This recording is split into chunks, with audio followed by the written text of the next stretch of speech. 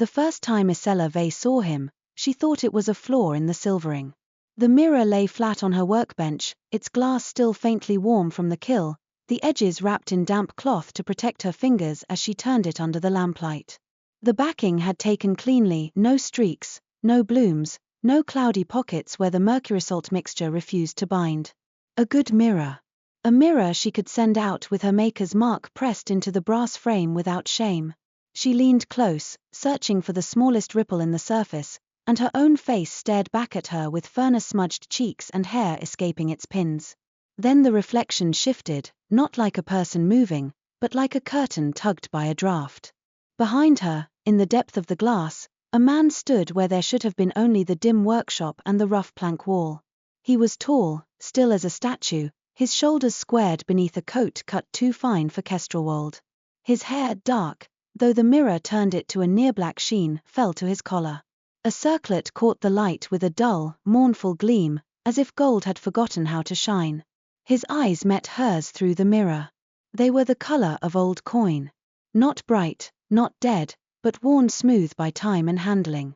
And in them was patience so heavy it made her throat tighten. Ysella's breath snagged. She snapped her head around. Empty. The workshop smelled of sand, ash, and the faint metallic tang of the silvering bath. The furnace door was latched. The shutters were closed against the evening cold. Her tools hung in their places, tongs and paddles and the long iron pipe she used to gather molten glass. No boot steps on the floorboards, no shadow cast by another body. She turned back to the mirror. The man remained, hands folded before him as though he had been waiting there for years and did not know any other posture. His expression was not threatening. It was not even pleading. It was sorrow held so carefully it had become familiar, like a scar you stop noticing until someone touches it. Ysella swallowed. Who? Her voice sounded small in the shop. The man's lips moved, but the mirror gave no sound. He said something she could not hear, and she felt, absurdly, the urge to apologize for not understanding. She blinked hard and leaned closer, angling the mirror toward the lamp to catch glare across the surface. Light skated over the glass, briefly whitening it. In that flare, the figure thinned like mist. And then, when the glare passed, he was there again. A chill ran along Ysella's arms despite the furnace's steady heat. She set the mirror upright in its wooden brace and stepped back until her skirts brushed a crate of sand. Logic. That was what her father had taught her. Glass did not lie. It was made of what you gave it: heat, patience, clean sand, a steady hand. If something was wrong, the fault was in the making, not in some imagined spirit hiding where her own face should be. She took a charcoal stick and drew a small mark on the bench beside the mirror. Then she moved herself one step to the left. Her reflection moved properly. The man did not. He stayed exactly where he had been, as if he were fixed to a point inside the glass rather than to any angle in the room. Ysella's stomach tightened. She reached for the mirror's frame, meaning to lift it and carry it to the back room where she stored finished work. Her fingers had barely touched the brass when cold licked up through the metal into her skin. Not the ordinary winter cold that lived in stone and air, but something sharper, like moonlight. She jerked her hand away. The man's eyes flicked down to where her fingers had been, then back up to her face. His brows drew together, the smallest crease of worry. As if he hadn't meant to hurt her. That's enough, Ysella muttered, more to herself than to the mirror. You're tired. You've been at this since dawn. You breathed too much fume. You've stared too long at silver. Her own voice steadied her. She forced herself to take the mirror again, gripping it with a cloth so the brass couldn't touch her bare skin. The cold still seeped through, but dulled, manageable. She carried it into the back room and slid it into a padded rack beside 3 other mirrors awaiting frames. The man watched the whole time, his gaze following her as if the glass itself were a window and he stood behind it, close enough that if she pressed her palm against the surface, she would feel him pressing back. Ysella slammed the backroom door a little harder than necessary and leaned against it. The workshop, with its furnace and tools and familiar soot, felt suddenly too open. As if there were a second air layered over the first, thin and bright and watching. She rubbed her hands together and tried to laugh. The sound came out as a breath. It did not help. The next morning, the man was gone. Ysella approached the backroom rack with a knot of dread she tried to name as annoyance. She pulled the mirror out, set it in the light, and stared. Only herself. Only the workshop. Only the dusty window and the furnace behind her. No tall figure. No circlet. No eyes like worn coin. She let out a slow breath and scolded herself. Of course. A trick of fatigue. A shadow caught in the silvering. A mind that had spent too many years alone in the quiet company of glass. She wrapped the mirror in brown cloth and tied it with twine.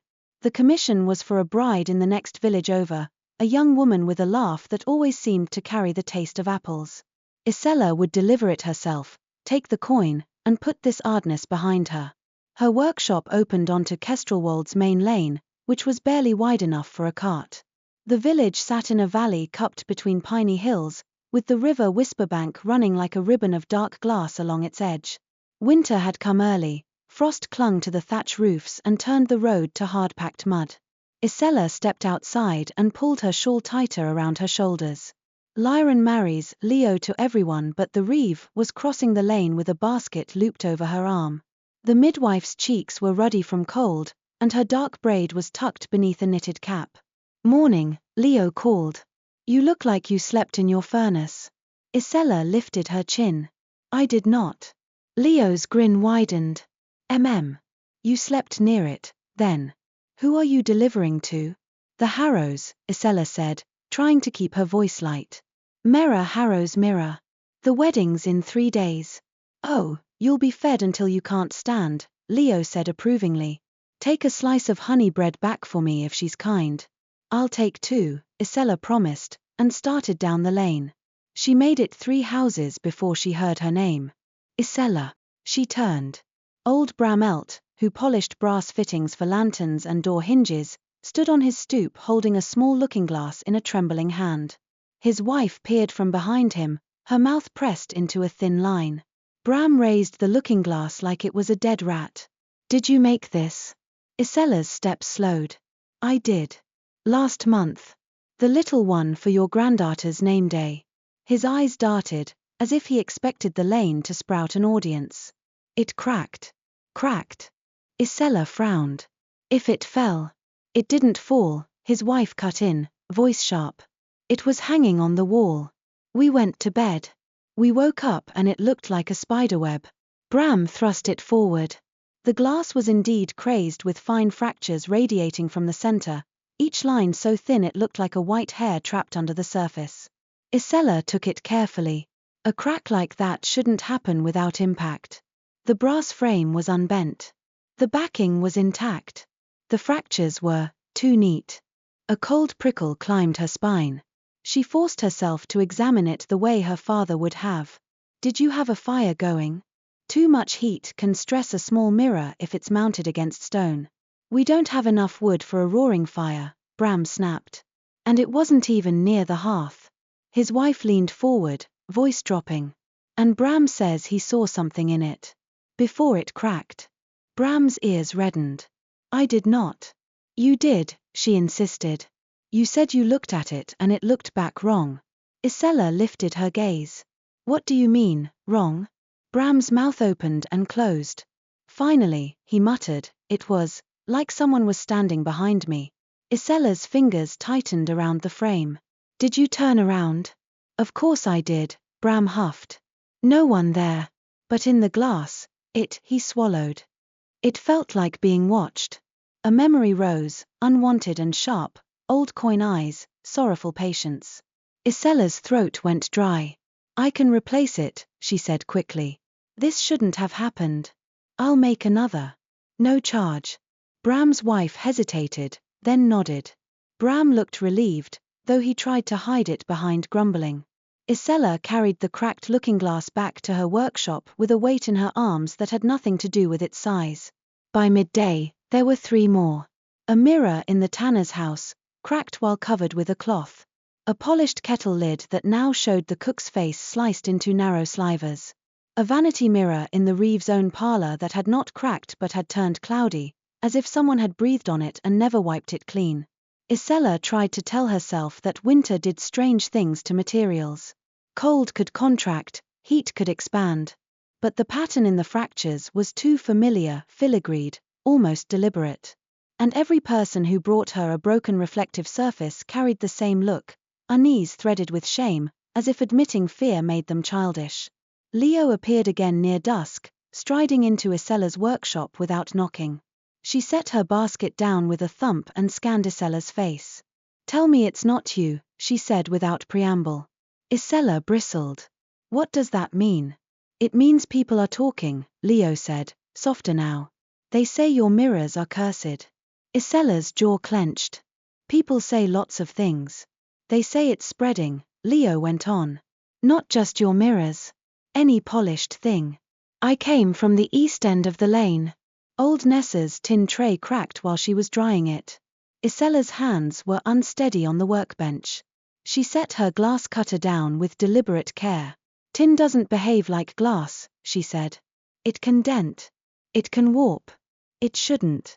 It shouldn't crack like glass," Leo finished grimly. But it did. Silence filled the shop, broken only by the soft hush of the furnace. Leo stepped closer. "Look at me. Have you seen anything strange? In your mirrors?" Ysella's mouth went dry again. She thought of saying no. She thought of lying and letting it stay a private madness. But Leo was her oldest friend, the one person who had watched her cry when her father died and had not flinched away from the snot and salt of grief. If anyone could hold the truth without dropping it, it was Leo. "Yes," Ysella admitted, voice barely above a whisper. "I saw someone.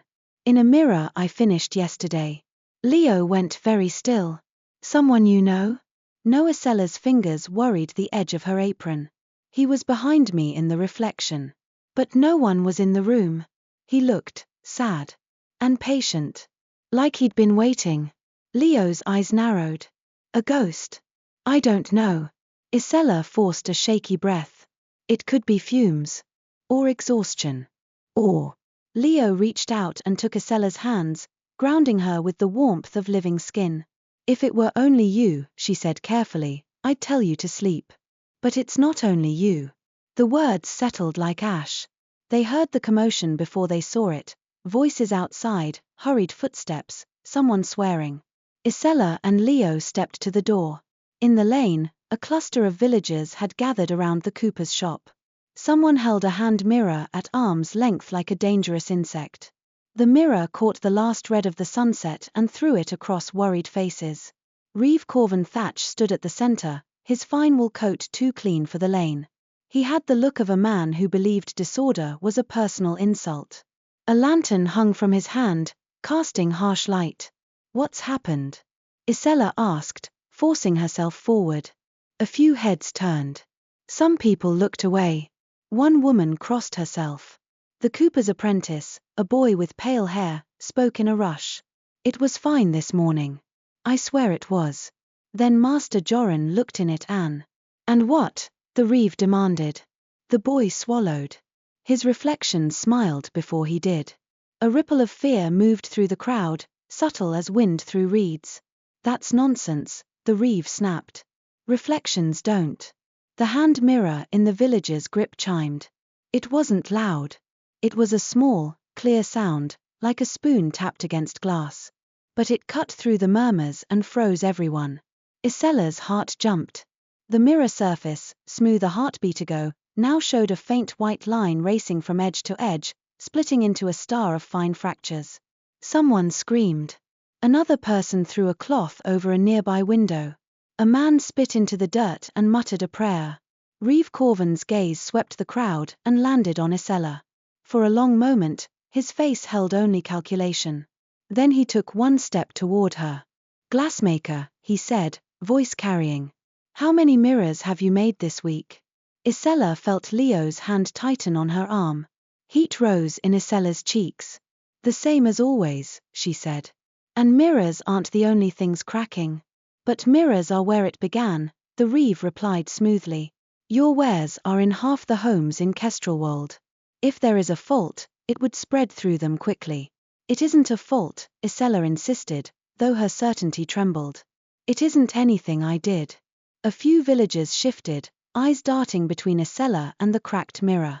The Reeve's expression softened in a way that felt practiced. I'm sure you believe that. Leo stepped forward, chin lifted. Enough, Corvin.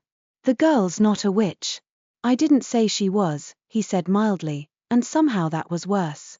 But we must be prudent. Until we know what this is, perhaps you should cease production. Ysella stared at him. What? This is my livelihood. And our safety is everyone's livelihood, he returned, voice still calm, still reasonable. We cannot have more cursed reflections in our homes. Cursed, someone echoed, and the word spread like soot. Ysella's hands went cold. She looked at the cracked mirror again, at the fine filigree of fractures, and something in her whispered that this was not random. This was pressure from the other side. She backed away from the crowd, heart pounding, and returned to her workshop with Leo at her side. Inside, Ysella shut the door and leaned against it, breath coming too fast. Leo lit a candle and set it on the workbench, the flame trembling in the draught. Tell me exactly what you saw, Leo said. Ysella hesitated, then nodded toward the back room. The mirror is still there. The one where I saw him. Together, they crossed the workshop and opened the backroom door. The air inside felt cooler than it should, as if the furnace heat had forgotten this corner existed. Ysella's finished mirrors stood in their rack, each wrapped in cloth except the one she had delivered this morning gone and the one she had seen. Her fingers trembled as she pulled the cloth off the mirror she had finished yesterday. The glass caught the candlelight and threw it back. And for an instant, Ysella saw only herself and Leo behind her, their faces pale in the dim. Then the surface deepened, as if the mirror swallowed the light instead of reflecting it. A figure took shape behind Ysella's shoulder, standing in the reflected room at a distance that did not exist. Tall. Still. Dark-haired. His circlet glimmered like tarnished gold. Leo made a sound, half breath, half curse. Ysella's pulse hammered. You see him, she whispered. Leo nodded once, eyes wide, fixed on the reflection. I see him. The man's gaze shifted from Ysella to Leo, and Ysella felt, absurdly, a flare of protectiveness as if a stranger had stepped too close to something fragile and private. The man's expression did not change, but his hands unfolded, palms lifting slightly as if to show he meant no harm. His lips moved again, soundless. Ysella stepped closer to the mirror. Her breath fogged the glass for a heartbeat, then vanished as if the mirror drank it. What are you? She asked, voice shaking. Why are you here? The man's eyes softened. He lifted one hand and pressed it to the inside of the mirror, fingers splayed. The glass did not ripple. It remained solid, cold, impossibly clear. Ysella raised her own hand slowly, stopping just short of touching the surface. Between their palms, a thin sheen of frost formed, tracing the outline of his fingers on her side of the glass. Leo whispered, Ysella, that's not smoke. The frost thickened, and beneath it, hairline cracks began to creep outward from the place where his hand pressed. Ysella jerked back. No, stop. The man's brows drew together. He pulled his hand away, and the frost began to melt, leaving only dampness that evaporated too quickly. The cracks halted. They did not disappear. They hung there like veins, faint and pale. Ysella stared at them, chest tight. You're doing this, she said, not accusingly but in dawning fear. The cracking. The man's jaw clenched, a flash of pain in his eyes. He shook his head once, slow, deliberate. No, Leo breathed. His warning us. The man looked at Leo with a startled intensity, as if hearing her words even though he could not speak. Then his gaze returned to Ysella, and something in it begged her to understand. He lifted a finger and drew it across the inside of the mirror. A line of pale light followed, as if his nail scratched frost on unseen glass. The light formed a shape, an oval, then a seam down its center. A door. Ysella's stomach lurched. You want to come through, she whispered. The man's eyes closed briefly, and when he opened them again, the sorrow in them was deeper. He shook his head, then pointed, past Ysella's shoulder, toward the lane outside. Toward the village full of breaking mirrors. His lips formed a single word, soundless but unmistakable in shape. Help. Leo swore softly. Saints preserve us. Ysella's throat tightened so hard it hurt. She wanted to run. She wanted to smash the mirror and be done with it. She wanted to pretend she had never seen those coin-colored eyes. But she had also seen the cracks spreading through Kestrelwold, heard the fear in her neighbors' voices, felt the Reeve's blame settle on her shoulders like a chain. And in the man's gaze there was not hunger, not malice, but exhaustion and urgency and a kind of loneliness that made her chest ache. She stepped forward again, closer than before, until her breath nearly kissed the surface. "If I help you," she said carefully, "will you stop hurting my mirrors?" The man's eyes widened.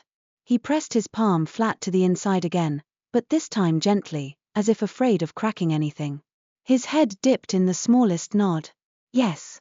Not spoken, but seen. Ysella swallowed. "Then tell me how." The candle flame flickered violently, as if a wind had swept through the back room though the door was shut. The mirror surface darkened, deepening into something like midnight water. Leo grabbed Ysella's arm. "Maybe we shouldn't." A sound like distant ringing filled the room, thin and clear, and the mirror shivered. On the other side, the man's outline sharpened. His coat caught light where there was no light. His circlet flashed a mournful gleam. His hand spread against the glass with sudden force, not from anger but from desperation. The hairline cracks Ysella had seen earlier brightened, flaring pale as moonlit spider silk. The glass did not shatter. Instead, it softened.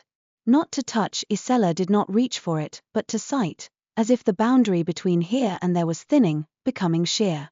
The man leaned forward, and Ysella felt the cold that came with him, rolling out like fog. Her skin prickled. Her lungs tightened. His lips moved.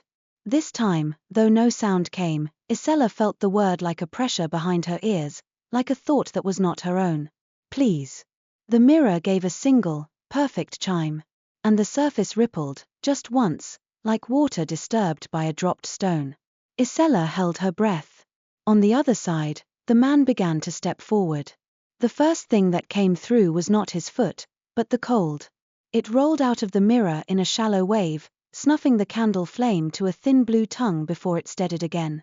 Ysella's breath turned white.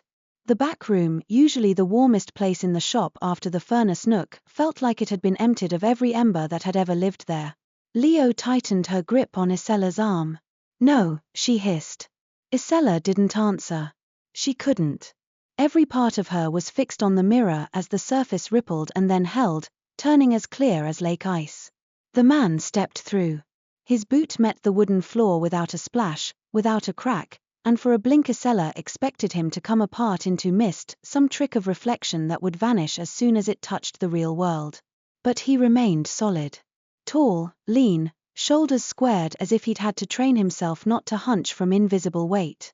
His coat was the color of storm clouds at dusk, the fabric finely woven but dulled, as if dusted with ash. A chain of pale metal crossed his chest, clipped to his collar in a style Ysella had only ever seen in the old illuminated book father kept wrapped in oilcloth, the one with sketches of far kingdoms and kings. His gloves were dark and fitted, the seams perfect, yet they looked worn, as if he'd gripped too many edges of glass. His hair fell loose, dark against his cheeks. His circlet was not bright gold, but something like gold after a long winter, faintly gleaming, faintly tired. He turned his head slowly, taking in the small back room with a wary reverence, the way someone might look at a chapel after years without light. His eyes, tarnished coin, warm only in the way that sorrow was warm, found Ysella. He bowed, deep and formal, and for a heartbeat Ysella's mind snagged on the strangeness of it. No one bowed like that in Kestrelwold. Not even the Reeve. When he straightened, frost flared briefly along the mirror's edge behind him, and the surface stiffened as if trying to pull him backward. The man's jaw tightened. He glanced over his shoulder, and something in his expression hardened into endurance. Then he faced Ysella again. His lips moved. This time, sound came out thin and rough, as if his voice had been unused for a long time. "Please," he said, and the word carried the scrape of cold stone. Ysella's heart thudded painfully. "You can speak." He blinked once, as if surprised she could hear him. "Only, here." He touched 2 fingers to his throat. "And not," his mouth tightened. "Not everything." Leo lifted her chin, trying to be braver than she looked. Who are you? The man's gaze slid to her, and Ysella felt again that flare of protectiveness. But his expression softened. I mean no harm, he said carefully, as if each word was a tool he had to choose and hold properly. He paused. His brow furrowed, pain flickering across his features like a shadow. I cannot say. Ysella's hands curled in her apron. You can't say your name. His eyes lifted in a brief, sharp look like gratitude mixed with caution. No. Leo's voice sharpened. Then how do we know you're not lying? He inhaled. The breath made no fog, as if the cold that surrounded him swallowed it before it could show. You do not, he admitted. But I have little time. As if to emphasize it, the mirror behind him chimed faintly. Frost crawled over its surface in a thin lace, creeping from the edges inward. Ysella stepped forward, instinct overriding fear. The mirror. It wants me back, he said, eyes flicking toward it. The boundary resists. Every moment I stand in your air, it strains. The room felt too small for the three of them. Ysella swallowed and forced her thoughts into order the way she did when a batch of glass threatened to devitrify, steady, step by step. You've been in my mirrors, she said. Watching. His shoulders dipped, just slightly. Yes. Why? He hesitated, then reached into his coat. Leo tensed, but he drew out only a narrow strip of pale metal, no blade, but something like a key, long and flat with delicate etchings along its length. It glimmered faintly, like moonlight trapped underwater. This is a warden's token, he said. In my world. It marks duty. What world? Ysella asked. He looked at the mirror, and for a moment his expression went distant, as if he could see through it into a place Ysella could not imagine. The Argent Vale, he said softly. The realm behind reflections. Leo let out a strained laugh. That's a bedtime tale. It was a tale for your village because it kept you safe, the man replied, not unkindly. Stories are doors you can close. Ysella's skin prickled. She glanced at the faint cracks in the mirror's edge, the pale filigree lines that had stopped when he pulled his hand away. And now the door won't stay closed. No, the man's voice lowered. It is splintering. Here. There. Everywhere polished. Mirrors, metal, still water. The boundary is thinning. Ysella pictured Bram's cracked looking-glass, the kettle lid with slivered faces, the hand mirror chiming in the lane. The plague, she whispered. He nodded. Your people call it plague. It is pressure. A sickness of reflection. Leo's eyes narrowed. And you're the cure. The man's gaze sharpened. I am the one who has been holding it back. Ysella's mind snagged on that. Holding back a sickness of reflection from inside the very thing that reflected. It sounded impossible. Yet the cold in the room, the way the mirror tugged at him like a tide, made it real in her bones. He took a careful step forward, as if afraid the floor might give. The air around him shimmered faintly, not with heat but with a thin brightness that made Ysella's eyes ache. I have watched your mirrors because your craft is steady, he said. Most mirrors in your villages are thin and flawed. They warp under fear. They crack under denial. Yours hold true longer. Ysella stiffened. Praise was dangerous, it always tempted her to lean on it, to let it fill the hollow place her father's death had left. My mirrors are not magic. He shook his head slowly. Not by spell. By truth. The word sat heavy. Ysella frowned. What does that mean? His gaze met hers, direct and strangely gentle. You make mirrors as they are meant to be made, he said.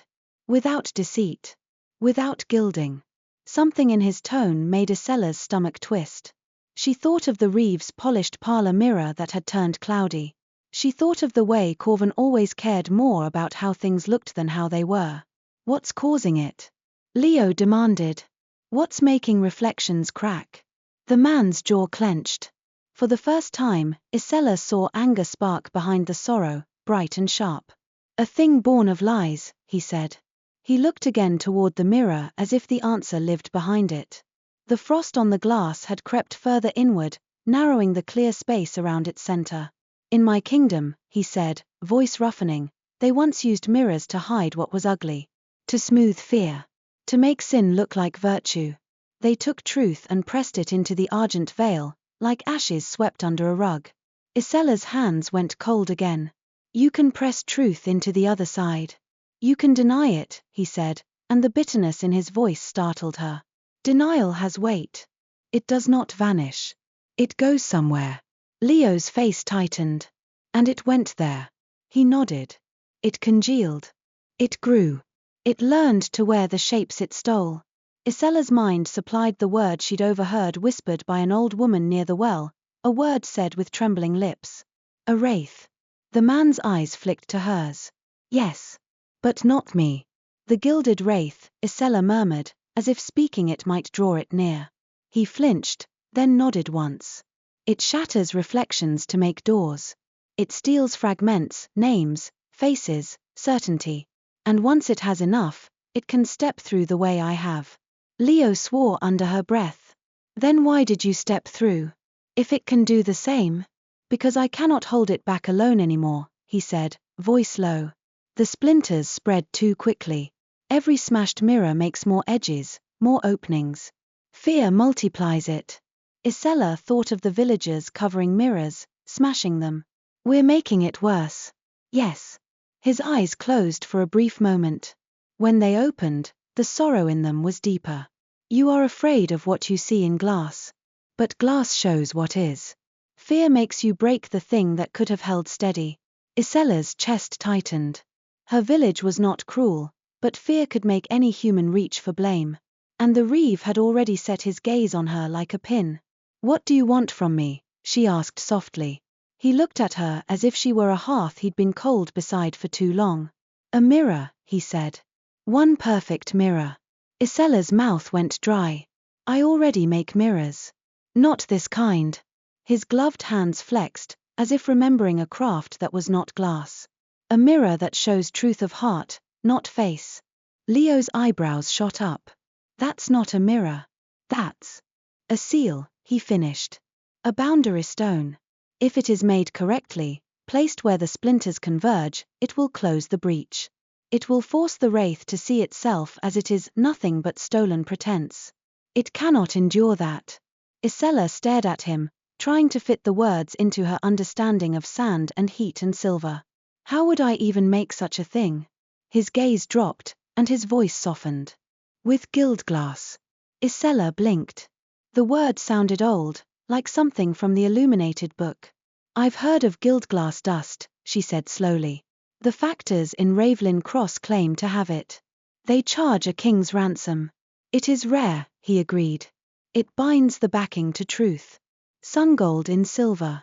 But it will not hold if the maker is false. Ysella felt her throat tighten. False. He held her gaze. If you deny what you are. If you hide what you know. If you polish the surface and leave the heart cracked beneath. His voice scraped like frost. The mirror will fail. The backing will blister.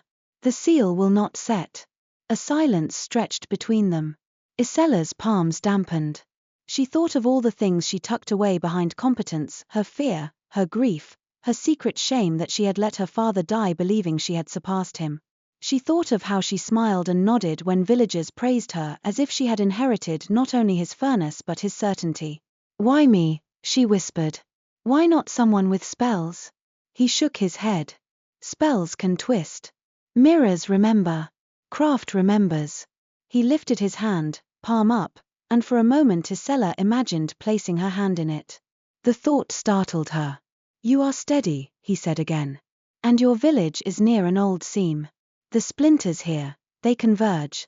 If the wraith steps through anywhere, it will be here, where fear is thick and glass is plentiful. Ysella's stomach sank.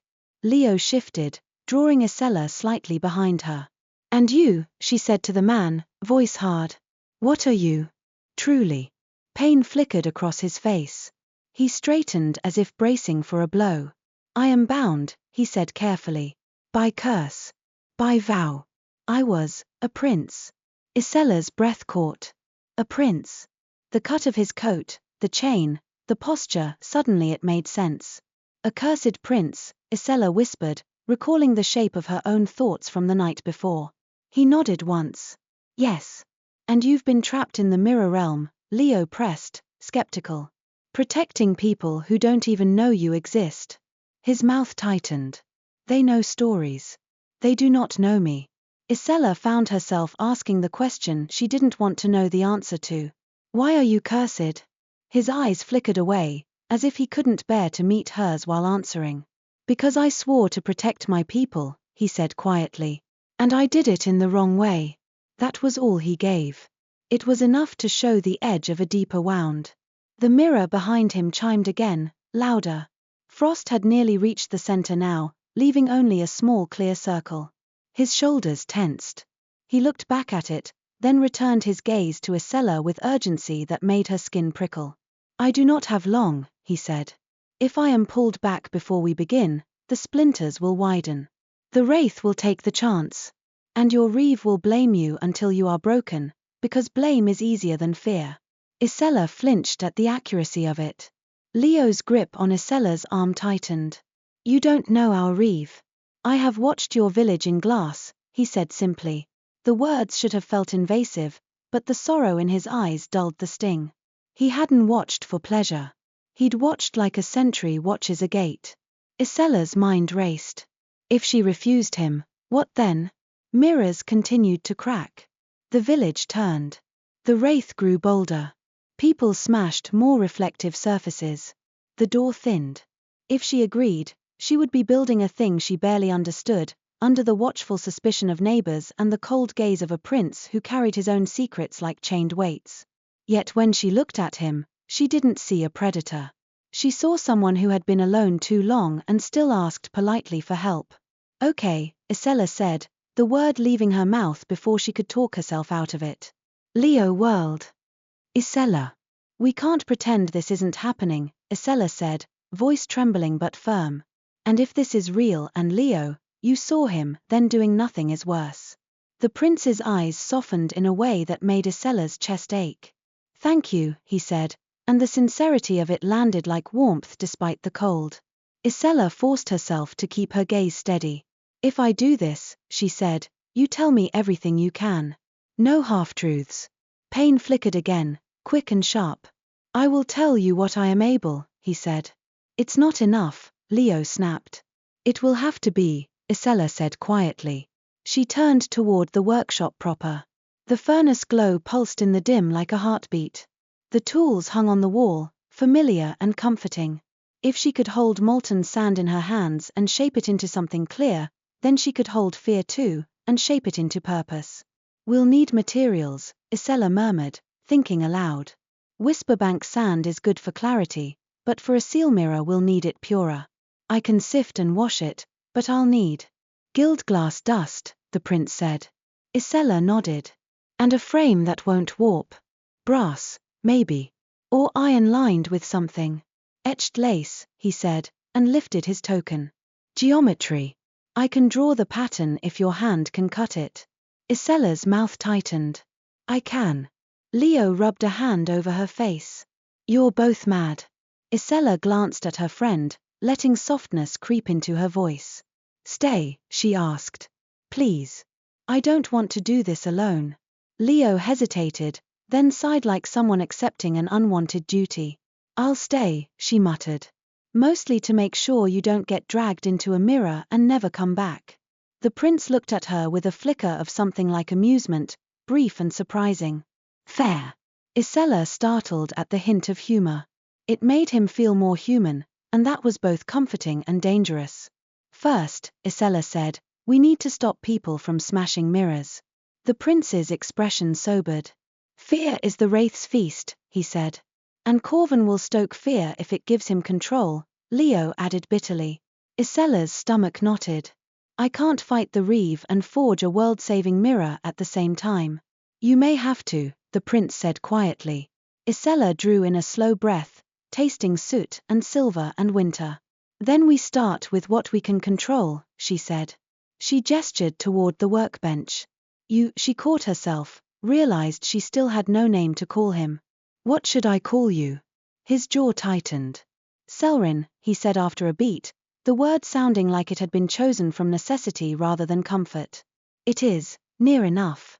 Caelrin, Ysella repeated, and the name felt strange on her tongue, like a foreign coin. Okay. Caelrin, you said my mirrors are steadier. Why? What makes them different? He stepped toward the bench, cautious, as if afraid the closer he came to the furnace's warmth, the more the mirror would tug at him. His gloved hand hovered above Ysella's tools. You anneal slowly, he said. You do not rush the cooling to meet a buyer's impatience. You use whisperbank sand and you wash it twice. You polish without hunger. Ysella blinked. Hunger. He met her gaze. Some makers polish to be admired. Some to be feared. Some to be paid. His voice lowered. You polish so that what is seen is clear. Ysella's throat tightened again, and she hated that her eyes stung. She looked down, pretending to adjust the cloth around the cracked looking-glass Bram had brought. I do it because my father taught me, she said stiffly. Caelrin's gaze softened. Then his teaching still holds. That matters. Leo made a small, impatient noise. All right, she said. Enough staring at each other. What do we do tonight? Ysella forced herself back into practicality. Tonight we plan, she said. Tomorrow we go to Mother Hadrian. Leo's eyebrows rose. The retired bright sister? Ysella nodded. If there's ward law about seams and reflective sickness, she'll know. And if the Reeve tries to confiscate my tools, she might be able to scare him off. Caelrin's mouth tightened. Ward keepers have history with mirrors. Do you trust her? Ysella asked. He hesitated. I do not know her. Then you'll meet her, Ysella said. And you'll mind your manners. No looming. Caelrin's brows rose slightly, and Ysella realized she'd said it with the tone she used when telling a nervous apprentice not to touch the kill latch. Leo's lips twitched. Caelrin's expression shifted, just barely, into something like restrained amusement. As you command, he said dryly. Ysella's face warmed. I didn't mean. You did, Leo said, openly grinning now despite herself. And it was deserved. The moment of levity lasted only a breath before the mirror behind Caelrin chimed again, louder this time, and a line of frost shot across its surface like a crack of lightning. Caelrin went rigid, pain flashing across his face. He pressed a hand to his chest as if something inside him had tightened. Ysella stepped toward him, alarm sharpening. What is it? The pull, he rasped. The veil wants me back. He staggered a half step. The air around him shimmered, and the mirror surface behind him darkened as if deep water had risen. Ysella's heart hammered. No, wait. You said you needed time. You said. Caelrin clenched his jaw. I must anchor myself, he said through teeth. Even briefly. Or I will be taken. How? Ysella demanded. His eyes lifted to hers, desperate and intent. Truth, he whispered. Spoken. Shared. It warms the boundary. It lets me stand. Ysella froze. In the back room, the cold thickened. Frost crept from the mirror's edges, eating the remaining clear circle. The surface began to ripple again, hungry-tide movement. Leo grabbed Ysella's shoulder. Ysella, you don't have to. But Ysella could see Caelrin's fingers trembling. She could see the way the mirror seemed to tug at him like a hook in his spine. If he vanished now, they would be back where they started, with a cracking plague and no guide, no pattern, no warning. Her throat went tight. Her mind flashed to the secret she had carried like a stone, her father's last days, his pride in her, her silence. Truth, Caelrin had said, had weight. Maybe it could also be a rope. Ysella stepped closer until she was within arm's reach of him. She could feel the cold radiating off his coat, but beneath it there was something like human heat, faint and stubborn. She swallowed hard. My father, she began, and her voice cracked. Caelrin's gaze fixed on her, intense and steady, as if he would hold every word like glass. I told him, Ysella forced out, I told him I was fine. That the shop would be fine. That I could do it alone. Her hands shook. And he believed me. He died believing I was stronger than I was. Leo's grip on Ysella's shoulder loosened, her expression softening despite her fear. Ysella's eyes burned.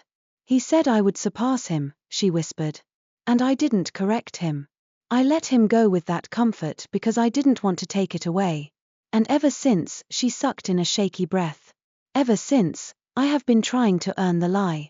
The words landed in the cold room like sparks. For a heartbeat, nothing happened. Then the air shifted. Not warmer exactly, but less sharp, as if the cold had been given a boundary. Caelrin exhaled, a sound that might have been relief. Color crept faintly into his cheeks, so subtle Ysella might have imagined it. The frost on the mirror behind him halted, then retreated a fraction, leaving a thin clear ring around the center again. Caelrin's shoulders eased, just a little. His eyes shone not with tears, but with something like recognition. You did not lie to hurt him, he said quietly. You lied to spare him pain. Ysella laughed once, brittle. That is still a lie. Yes, Caelrin said, voice gentle. But it is also love. And love has warmth. Ysella's chest hurt. She looked away, ashamed of her own shaking. Leo cleared her throat roughly. All right, she muttered. That is enough soul-bearing for one night. But Ysella saw the way Caelrin's gaze lingered on her, careful and reverent, as if she had handed him something fragile and precious. He bowed his head slightly.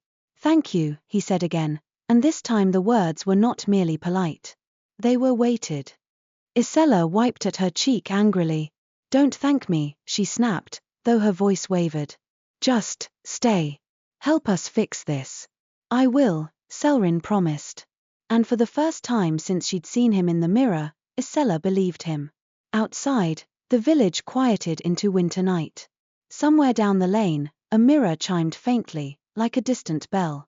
Ysella closed her eyes, feeling fear curl in her stomach like smoke. Then she opened them again and looked at her furnace glow, steady and bright. Heat and truth, she thought.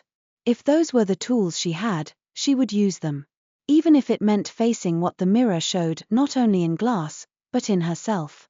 Morning came brittle and pale, the kind of winter morning that made every sound feel too loud. Ysella woke on the narrow cot in the workshop's front room with the taste of ash in her mouth and the memory of her confession still burning behind her ribs. For a long moment she lay still, listening. The furnace had banked down to a low, steady sigh. Snow tapped at the shutter like a patient finger. Somewhere in the village, a rooster crowed and was answered by another farther off. No chiming. That absence should have soothed her. Instead it made her skin prickle, as if quiet were only a held breath before a scream. She sat up, pulled on her boots, and stepped into the main room. Leo was curled in a chair near the furnace nook, shawl over her shoulders, eyes half open. She looked up at Ysella with the expression of someone who had slept in an unfamiliar place and regretted every choice that led her there. Still here, Leo murmured. Ysella forced a small smile. Still here. And him. Ysella's gaze slid to the backroom door. The air near it looked faintly clearer, as if the light itself sharpened. She crossed the workshop and opened it. Caelrin stood in the back room beside the mirror rack, hands folded behind his back in that restrained, formal way, as if he had been taught never to take up too much space. The frost on the mirror that had brought him through had retreated overnight, leaving only a faint lace at the corners. He turned when he heard the door. His eyes caught the morning light and for a heartbeat looked almost warm. I did not move anything, he said immediately, as if expecting accusation. Ysella blinked. I wasn't going to. His mouth tightened. You are a maker. Makers notice when things shift. Something about that, his quiet respect for her craft, settled her nerves more than it should have. I notice, she agreed. Leo drifted up behind Ysella, rubbing sleep from her eyes. All right, she said, voice brisk in the way she got when she didn't want to admit she was afraid. Plans. You said Mother Hadrian. Caelrin's gaze flicked to Leo, then back to Ysella. Wardkeepers are wary of the veil, he said carefully. Mother Hadrian is wary of everything, Leo replied. It's her favorite hobby. Ysella tugged her shawl on and tucked her hair back under a scarf. If anyone knows where the splinters converge, it's her. And if we're going to do this properly, I need the pattern you mentioned, etched lace. I can cut, but I need to know what I'm cutting. Caelrin lifted his token slightly. I can draw it, he said. But it must match the mirror you intend. The curve. The thickness. The frame. I can decide those, Ysella said. Once I know how the seal works. Caelrin's expression tightened again, pain, reluctance, duty all braided together. Then we speak with her, he agreed. They left the workshop with the backroom mirror covered in thick cloth, as if darkness could keep it from listening. Ysella locked her door, then hesitated with the key in her hand. She had no way to hide Caelrin in Kestrelwold. A prince in the lane was not something a village could ignore. Caelrin understood her pause. He drew his hood up, shadowing his face, and pulled his scarf higher. His posture shifted as well, shoulders slightly rounded, gaze lowered. He looked less like a nobleman and more like a traveler trying not to be noticed. It should have made him seem ordinary. Instead, it made him look like someone who had learned to disappear for survival. They crossed the lane toward Mother Hadrian's cottage at the valley's edge, where the pines began and the ground turned rocky. A few villagers were out already, moving with brisk purpose. When they saw Ysella, their attention snagged on her like a thorn. One woman nodded stiffly. Another pulled her child closer. A man who had once bought a mirror from Ysella for his wife turned his face away as if he didn't recognize her. Leo's jaw tightened. They're cowards, she muttered. They're afraid, Ysella replied, though it felt like defending a blow. They reached Mother Hadrian's cottage, a squat stone building with a smoke-hole chimney and a door painted the color of dried blood. Wind chimes made of carved bone and little silver spoons hung from the eaves, tinkling softly though the air was still. Leo didn't bother knocking politely. She rapped once, hard, and then pushed the door open. A voice from inside snapped, "If you're selling, I'm not buying." "It's Lyran marries," Leo called back. "And if you don't let us in, I'll tell everyone you're hoarding winter apples." There was a pause, then the sound of a chair scraping. Mother Hadrian appeared in the doorway, a broad woman with iron-grey hair braided thick down her back. Her eyes were sharp as flint, and her mouth was set as if she was in a perpetual argument with the world. Her gaze landed on Ysella. "You," she said, like an accusation. Ysella's spine stiffened. "Me," she admitted. Mother Hadrian's gaze slid over Leo, then moved to Caelrin, lingering on his covered face. Her eyes narrowed. "Who's your shadow?" she demanded. Caelrin lowered his hood just enough that she could see his eyes. For a heartbeat, something like recognition flickered in Hadrian's expression, recognition not of him personally, but of what he was. Her mouth tightened. "Bring your feet in. And wipe them. My floor isn't a public road." Inside, her cottage smelled of bitter herbs and wood smoke. Bundles of dried plants hung from the rafters.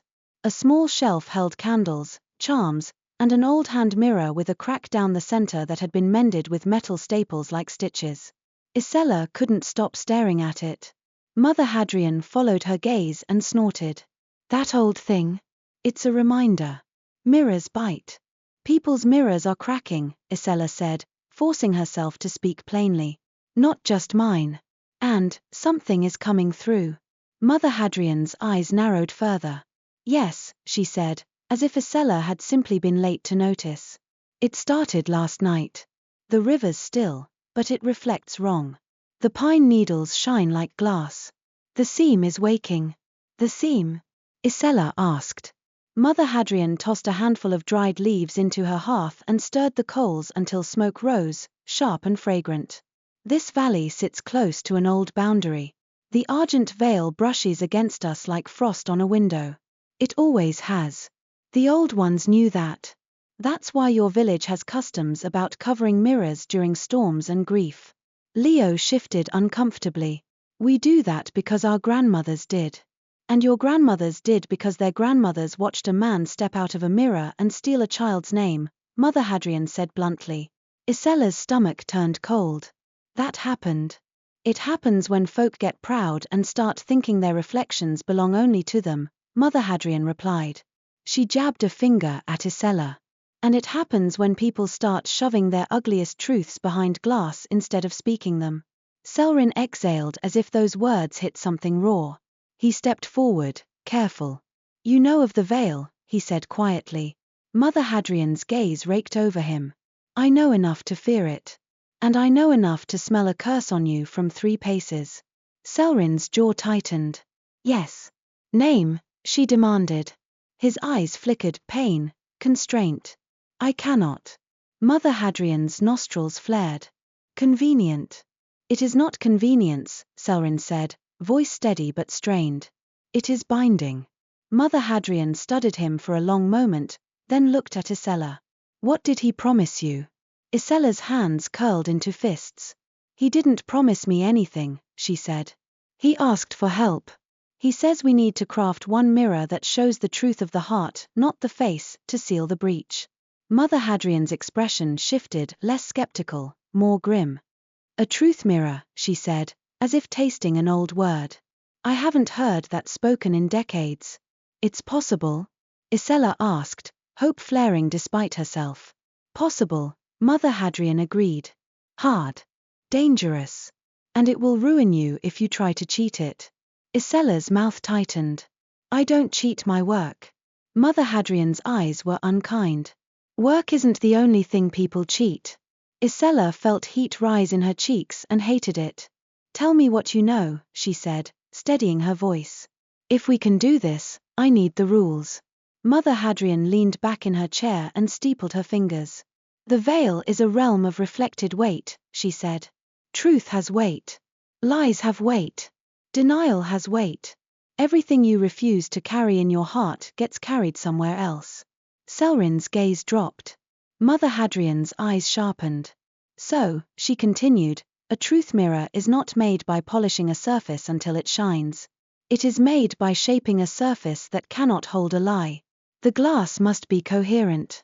The backing must bind to honesty. The frame must be etched with geometry that forces the reflection to align with what is real. Etched lace, Ysella murmured. Mother Hadrian nodded. Heart lace, she corrected. A pattern of microgrooves. If you etch it wrong, it becomes a net that catches the wrong thing. Leo's mouth went dry. What wrong thing? Mother Hadrian's gaze slid to the mended mirror on the shelf. Once, a wardkeeper etched a pattern meant to catch a wraith, she said. But she did it while thinking about how much she hated her sister. The pattern caught her hate instead. It fed it until she couldn't see her sister's face without wanting to break it. Ysella swallowed hard. Your wraith, Mother Hadrian said to Caelrin, what is it? Caelrin's jaw clenched. It is not mine, he said quietly. It is a thing born of gilded lies. In my kingdom, they used mirrors to curate appearance. They pushed truth into the veil, and it congealed. It learned to steal shapes. Mother Hadrian's eyes narrowed. The Gilded Wraith, she said, and made a sign over her heart with 2 fingers. I prayed I'd never see its work again. So you've heard of it, Ysella said. I've heard the stories, Mother Hadrian replied. And I've read the ward journals. There was a time, long before you were born, when Auletha's politics reached even these valleys. Traders came with 2 bright mirrors and 2 smooth smiles. Folk started measuring themselves against a reflection that wasn't honest. Then the seam thinned. Cracks appeared. A bright sister died trying to stitch them. Caelrin's eyes closed briefly, as if in grief. Mother Hadrian's voice softened a fraction. If you truly are a mirror warden, then you've been holding back a flood with your hands. Caelrin swallowed. Yes. And now you want a village glassmaker to forge a dam, Mother Hadrian said, and looked at Ysella with something like reluctant respect. Bold. Ysella's stomach twisted. Necessary, she corrected. Mother Hadrian stood, crossed to a chest, and pulled out a thin book bound in cracked leather. She opened it to a page filled with precise drawings, curving lines that reminded Ysella of the way light refracted through a beveled edge. This, Mother Hadrian said, tapping the page, is the heartlace geometry. It must be etched along the back of the mirror before the final backing sets. The maker must speak an honest vow while cutting it. Leo let out a sound halfway between disbelief and dread. It's like a confession with a knife. Mother Hadrian's eyes were hard. It is truth forced into shape. Don't romanticize it. Ysella leaned in, studying the pattern. It was intricate, an oval within an oval, lines branching like veins, each curve measured. Her fingers itched to trace it. I can cut this, Ysella said quietly. Mother Hadrian's gaze pinned her. Can you speak while you cut? Can you say what you avoid saying even to yourself? Ysella's throat tightened. She thought of her father. She thought of the way the village had looked away from her this morning. I can, she lied, and then swallowed as the lie tasted wrong in her mouth. Caelrin's gaze lifted. He didn't call her out. He only looked at her as if he could see the strain in the words. Mother Hadrian snorted. We'll see. She shoved the book toward Ysella. Take it. Copy the pattern. Don't take the original out in snow, you'll ruin it. Ysella nodded, grateful despite the sting. What about materials? Caelrin says we need gildglass dust. Mother Hadrian's mouth twisted. You do, she said. Ordinary silver won't bind to heart-truth. Gildglass is sun dust in alloy. But the factors who sell it don't do charity. We'll have to go to Ravelin Cross, Ysella said, already feeling the dread of leaving her furnace and her shop. Leo groaned. Oh, perfect. Mother Hadrian jabbed a finger at Ysella. And don't you go alone. The road between here and Ravelin is full of reflective hazards.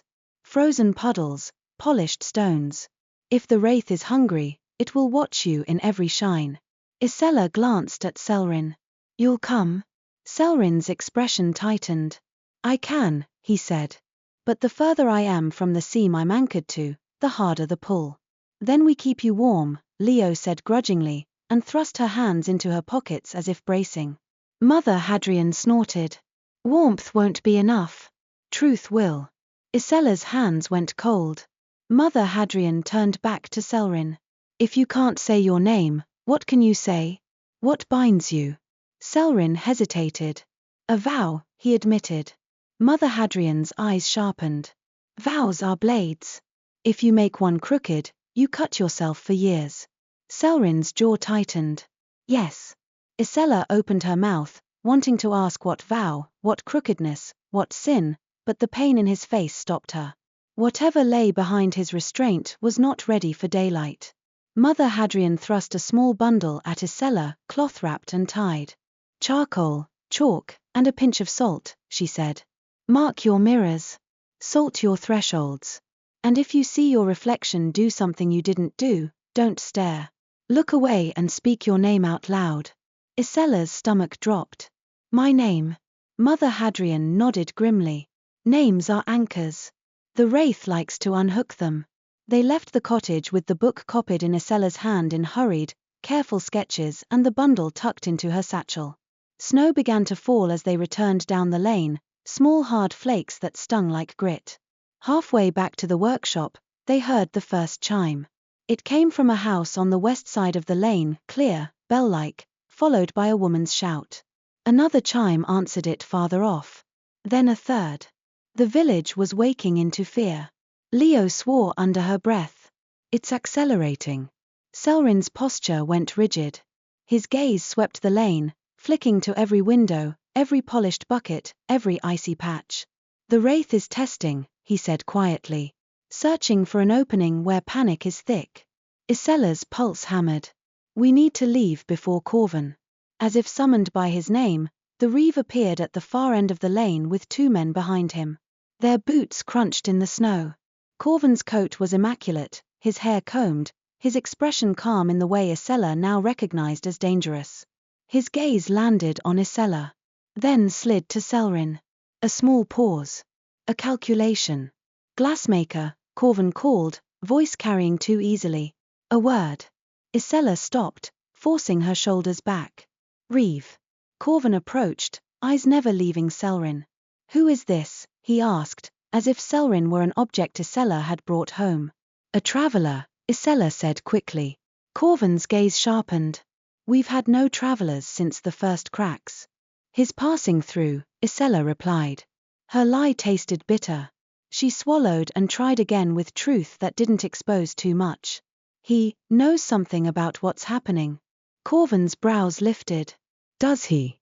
Caelrin lowered his gaze and said nothing, hood shadowing his face again. Corvin's smile thinned. You'll forgive me, he said, if I don't take counsel from strangers in a crisis. Leo stepped forward. His not counsel, she snapped. His help. Corvin's gaze flicked to her. And you, he said mildly, are a midwife. Keep to births. Leo's cheeks flushed with anger. And you keep to speeches, she shot back. Because so far that's all you've done. One of Corvin's men shifted, hand moving toward the cudgel at his belt. Ysella's stomach twisted. Corvin's smile didn't falter. I've done what leaders do, he said smoothly. I've acted prudently.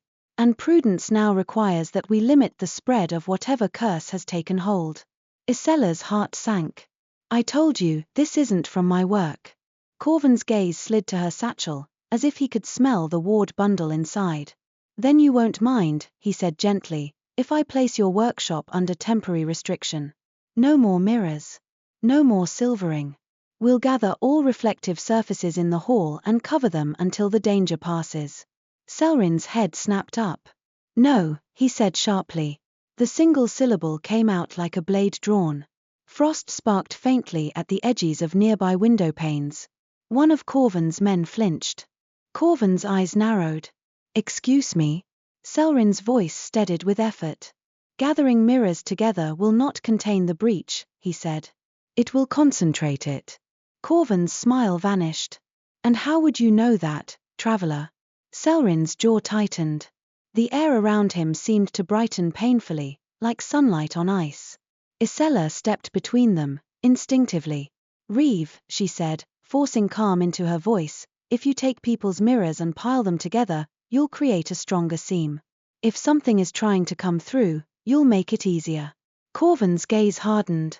So now you lecture me on strategy, he said, voice flat. After you admit you've been seeing spirits in your wares. Ysella's breath caught. Who told you that? Corvin's mouth curved slightly. This is a small village, he said.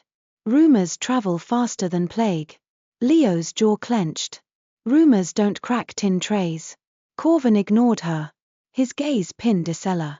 Until we understand the cause, he said, you will cease production. If you refuse, I will confiscate your tools for the good of the village. The snow fell between them like a curtain. Ysella's throat tightened. Her tools were her life. Her furnace was her father's legacy. And if Corvin took them, she would have no way to make the truth mirror even if she managed to obtain guildglass dust. Caelrin's hands curled into fists at his sides. Ysella drew in a slow breath, tasting winter. Give me 3 days, she said. Corvin's brow rose. 3 days for what? To investigate, Ysella said, forcing the words out carefully. To consult old ward law and find a way to stop the cracking without harming anyone. If I fail, I'll comply with whatever restrictions you want. Leo's eyes flicked to Ysella, surprised. It was a bargain she hadn't expected Ysella to offer. Corvin's gaze sharpened. And what makes you think I should trust you? Ysella met his eyes. Because if you strip the village of mirrors in fear, you'll only make more cracks. And if you strip me of my tools, you'll have done something dramatic without understanding it, exactly the sort of action that makes people feel safe right before they fall. Corvin's nostrils flared. He hated being spoken to like that. Ysella could see it in the tightness at the corners of his mouth. For a long moment, he said nothing. Then, with a shallow nod, he said, 3 days. His voice sharpened. But you will not sell or deliver another mirror. And if any more reflections shatter because of you, his gaze slid, meaningfully, to Caelrin. Or your strange friend, then I will take your furnace keys and your tools, and you will thank me for it.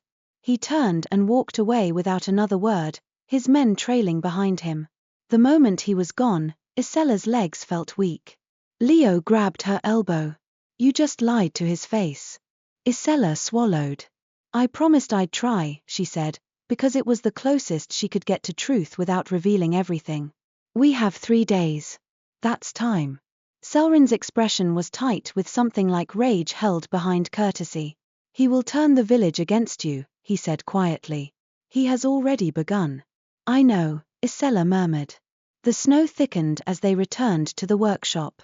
Inside, Ysella barred the door and leaned her forehead against the wood, breathing hard. We need guildglass dust, she said, pushing fear into motion. We leave for Ravelin Cross today. Leo stared. Today? The longer we wait, the more cracks, Ysella said. And the more Corvin's fear campaign takes hold. Caelrin nodded. The wraith will grow bolder, he said. It is already testing the village. If it senses we are preparing a seal, it will try to break you. Ysella's chest tightened. Then we don't give it time. She packed quickly, coal bread, a little dried meat, her satchel with the heartlace sketches, Mother Hadrian's bundle, and a small pouch of Whisperbank sand she had already washed and sifted until it felt like silk between her fingers. She wrapped her thickest gloves and her glass cutter in oilcloth. Leo watched her with the expression of someone who wanted to argue but knew arguing wouldn't stop the inevitable. If I die on the road, she muttered, I'm haunting you. Ysella managed a weak smile. Noted. Caelrin stood near the furnace, as if the heat steadied him. Ysella noticed that his hands had trembled less since the night before. The air around him looked less painfully bright. Truth held him here. The thought made Ysella's stomach twist in a way she didn't name. When they stepped out, the sky was iron-grey and the snow had turned to a dry, fine fall that clung to lashes. The road to Ravelin Cross cut along the river and then climbed through a narrow pass between hills. At the village edge, Ysella glanced back. Kestrelwold looked small beneath the white sky. Smoke curled from chimneys. A child ran with a sled. For a heartbeat, it looked normal. Then a window chimed, sharp and clear, and the sound carried even through the snow. Ysella's grip tightened on her satchel strap. They walked. The first mile was quiet except for the crunch of boots and the soft hiss of snow. Caelrin moved with careful economy, as if he was always listening for something that wasn't quite sound. More than once, he steered them around an icy puddle without explaining why. At last, Leo broke the silence. So, she said, voice strained with forced normality, are you actually a prince, or is that another story? Caelrin's gaze remained fixed on the path ahead. I was, he said. Was, Leo echoed. So what are you now? Caelrin's jaw tightened. Bound, he said simply. Ysella glanced at him. He looked pale against the snow, the cold of him blending too well with winter. She had packed a spare scarf for him, thicker wool, softer than his, but she didn't offer it yet. Offering warmth felt too intimate, too much like acknowledging how real he was. They reached a bend where the river Whisperbank ran slow and dark under a skin of ice. The ice reflected the sky in a dull sheen. Caelrin's steps slowed. Ysella noticed it immediately. What is it? The river is a mirror, he said quietly. Still water is a door. Leo's hands tightened on her cloak. Then we shouldn't be near it. We cannot avoid all reflection, Caelrin replied. But we can move with awareness. As they crossed a narrow wooden bridge, Ysella kept her gaze on the boards, refusing to look into the water. Halfway over, she heard it, a soft chime, not from glass but from ice. The sound rose from beneath her feet. Leo swore, grabbing the railing. Ysella's heart hammered. She forced herself not to look down. Caelrin's voice cut in, low and urgent. Say your name, he ordered. Ysella's throat felt locked. What? Say it, he insisted. Anchor yourself. The sound below them sharpened, like a bell rung underwater. The bridge creaked softly. Ysella swallowed. Ysella, she said, voice shaking. Ysella Vey. The moment the name left her mouth, the air seemed to steady. The chime faded into the river's hush. The bridge stopped creaking. Leo exhaled sharply. Saints, she breathed. That worked. It is not superstition, Caelrin said quietly, but there was relief in his tone. Names are weight. The wraith tries to lighten you until you float into the veil. Ysella's skin prickled. She hurried the rest of the way across. On the far side, the path climbed and the trees thickened. Icicles hung from pine branches like clear teeth. The light dimmed beneath the canopy. It was there, in that shadowed hush, that Ysella made her first mistake. She glanced at a shard of ice caught in a rock crevice, just a small, angled bit that reflected a sliver of her face. Her reflection blinked. Ysella froze. The blink was wrong, too slow, like a thought delayed. Her stomach dropped. She forced herself to look away, heart pounding. Ysella? Leo asked, voice tight. Ysella swallowed hard. Nothing, she lied. Caelrin's gaze snapped to her.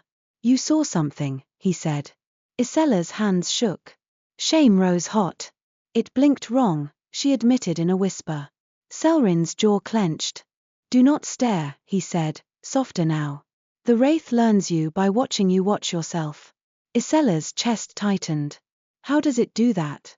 Caelrin hesitated. The strain in his face was visible, as if the answer scraped at the inside of his curse.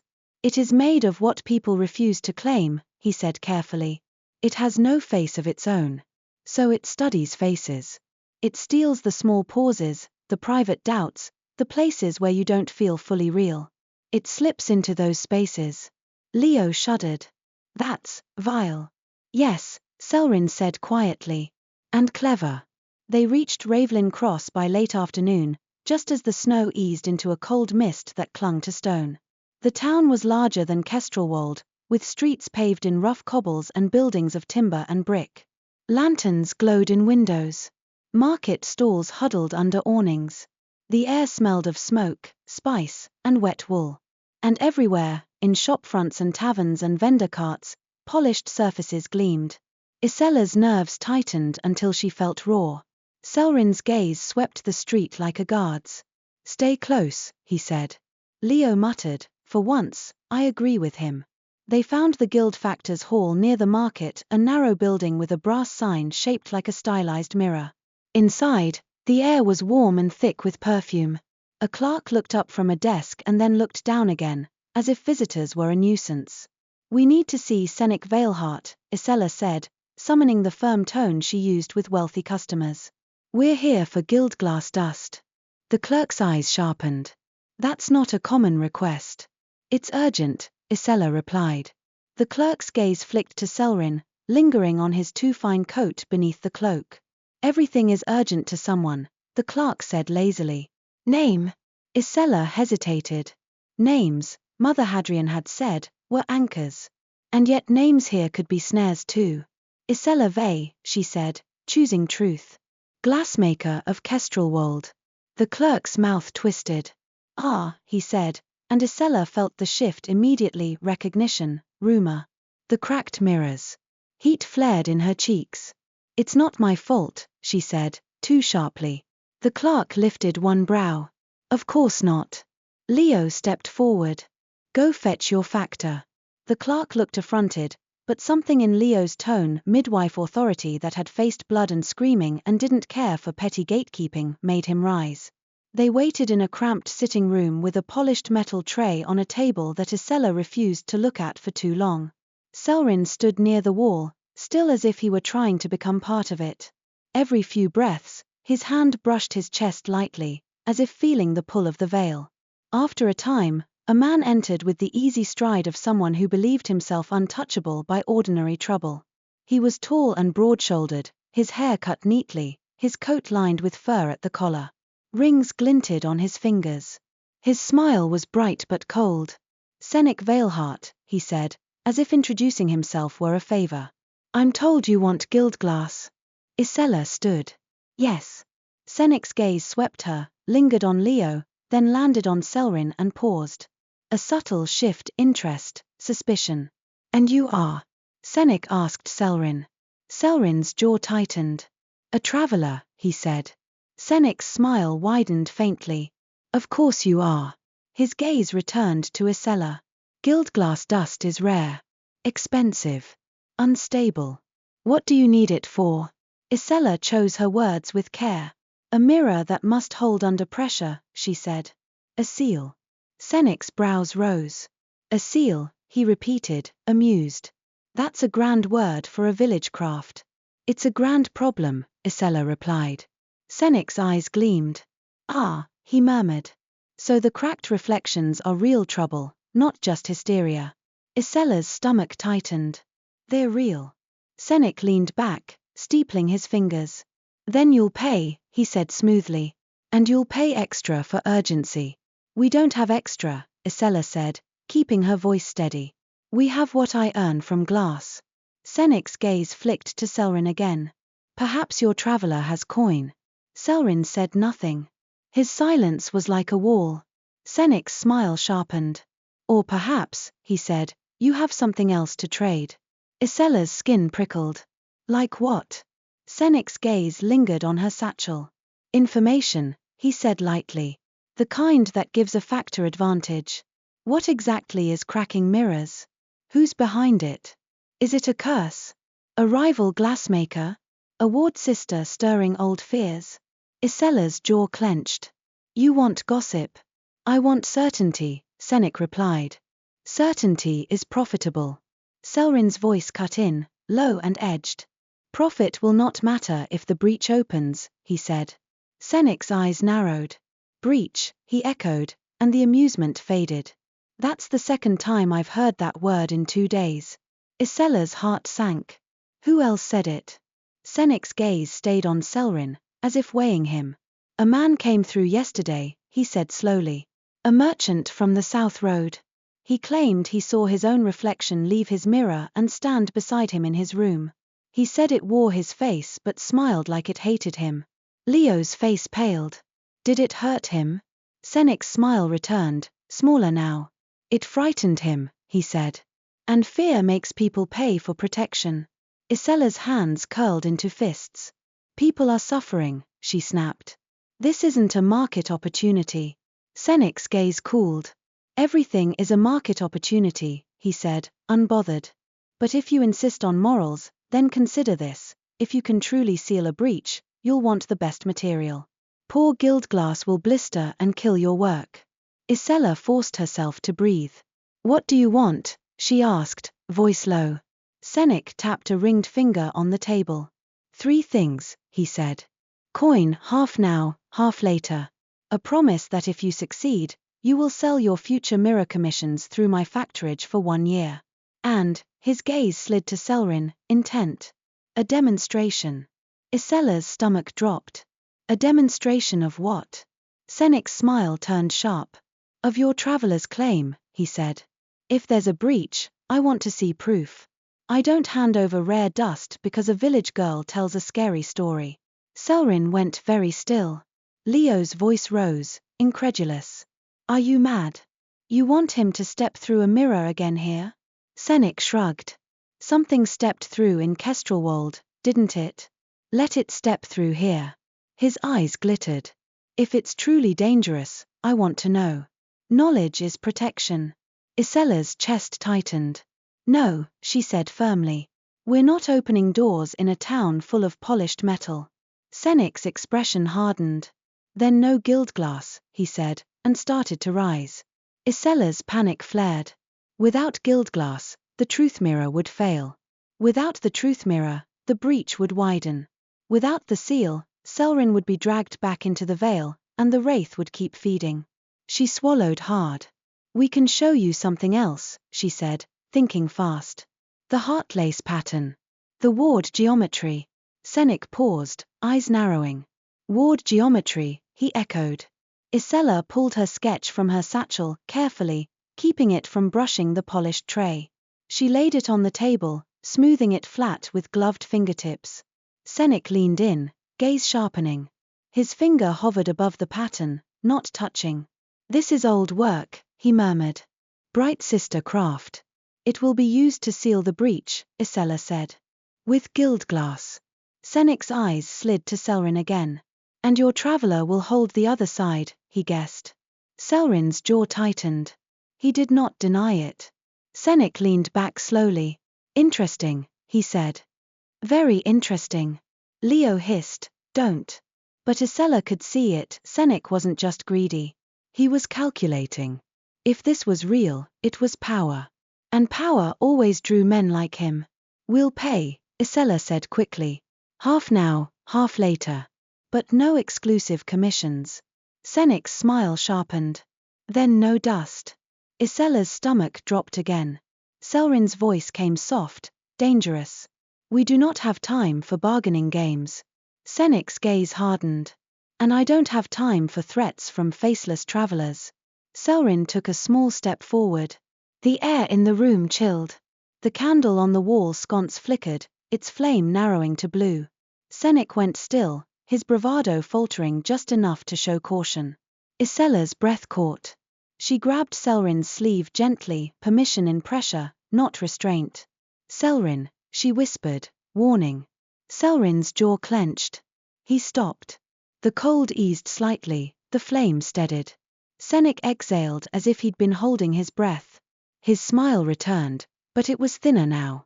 "All right," he said. "No demonstration. But I want something else." Ysella's throat tightened. "What?" Senec's eyes gleamed. "Your name on paper," he said. "An oath. That if you succeed, you will owe me a favor. One favor of my choosing, within reason." Leo snapped, "Absolutely not." Ysella's mind raced. Oaths were blades, Mother Hadrian had said. Vows could bind crooked.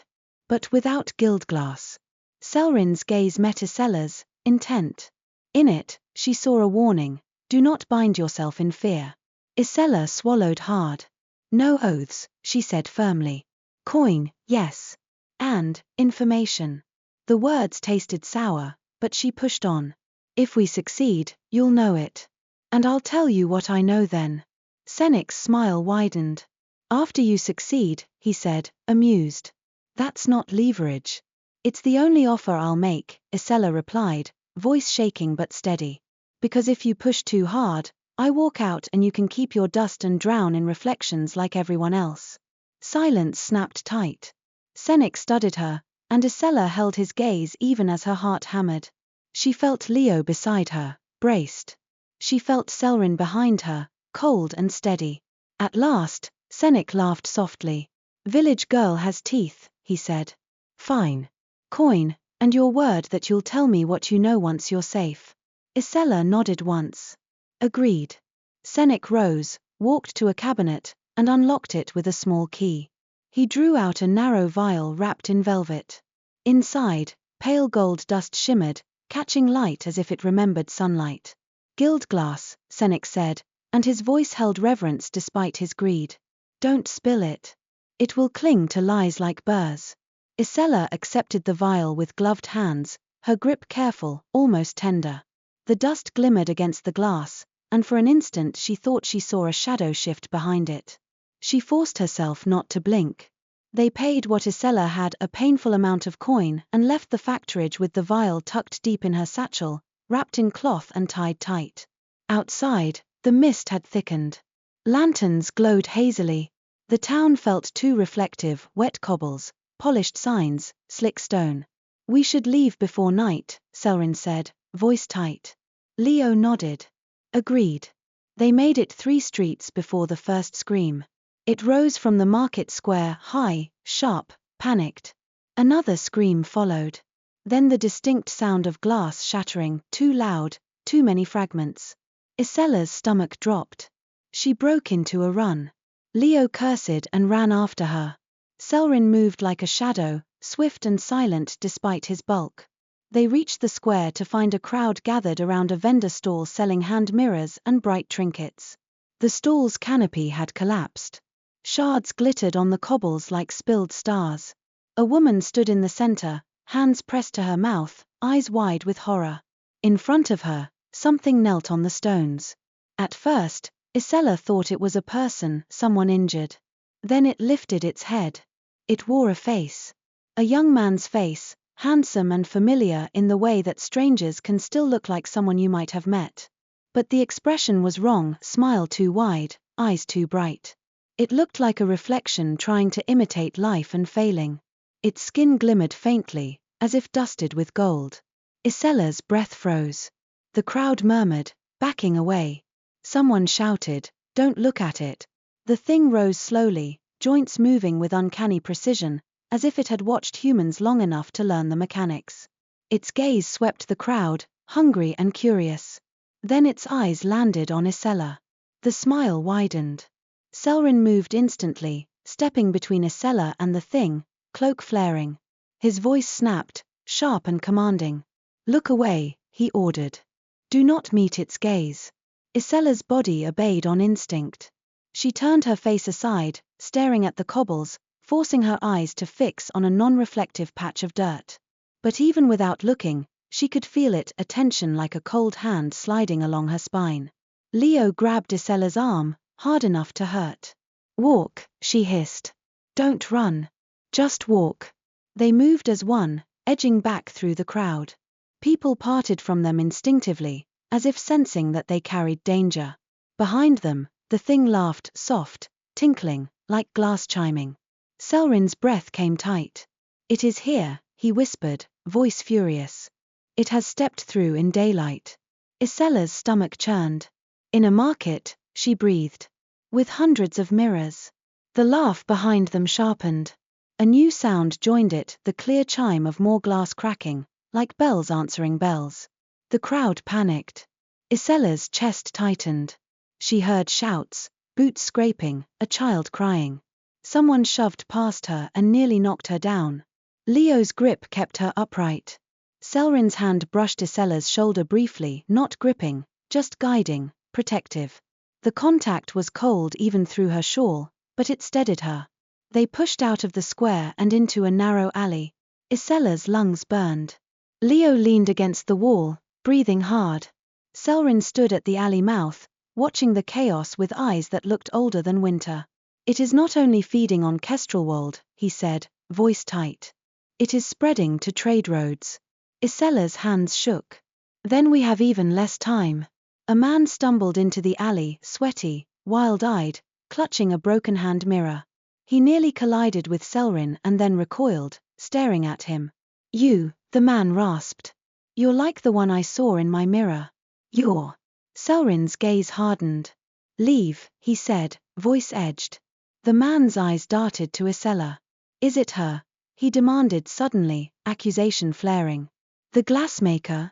Did she do this?" "That thing looked at me and..." his voice cracked. "It knew my thoughts." Ysella's stomach dropped. "No," she said, voice shaking. "I didn't do this." The man's gaze flicked to her satchel. "You're carrying something," he said, voice rising. "Something that shines." Leo stepped forward, blocking him. "Back off," she snapped. The man's fear turned to anger with frightening speed. "It's always someone," he hissed. "Someone who thinks they can meddle. Someone who brings curses in."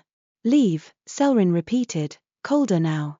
For a heartbeat, Ysella thought Caelrin might do something, might let the cold flare, might let the veil's power show. Instead, Caelrin drew in a slow breath, visibly forcing himself to stillness. His voice lowered, controlled. "Go," he said. "Before it finds you again." Something in the certainty of his tone broke through the man's panic. The man stared, then stumbled backward out of the alley, clutching his broken mirror like a lifeline. When he was gone, Leo exhaled hard. "We can't stay here," she said. "This town will turn on us the moment someone decides we're the reason."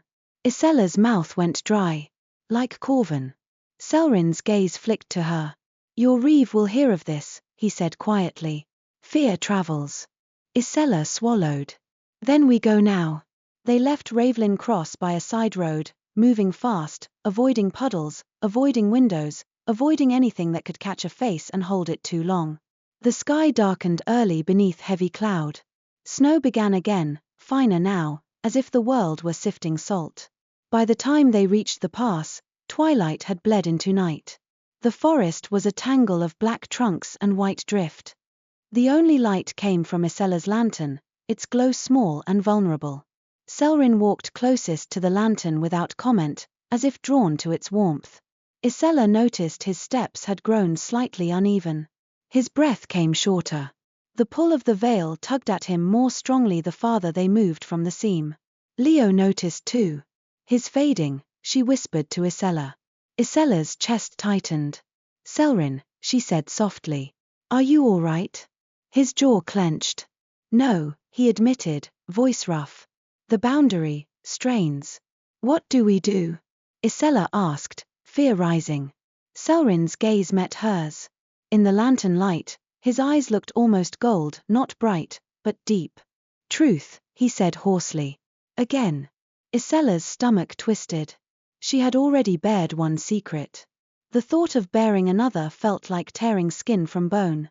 But Caelrin's face had gone pale, his shoulders rigid as if holding himself together by force. Leo's voice came tight. "Ysella doesn't owe you her heart just so you can stand." Caelrin flinched. "I do not want," he swallowed hard. "I do not want to take from her." But the wraith is near. If I am pulled back now, I cannot guide you. You will etch blind. Ysella's throat tightened. She looked at Leo, at her friend's fierce worry, then at Caelrin, whose restraint looked like pain. Truth isn't a payment, Ysella whispered, mostly to herself.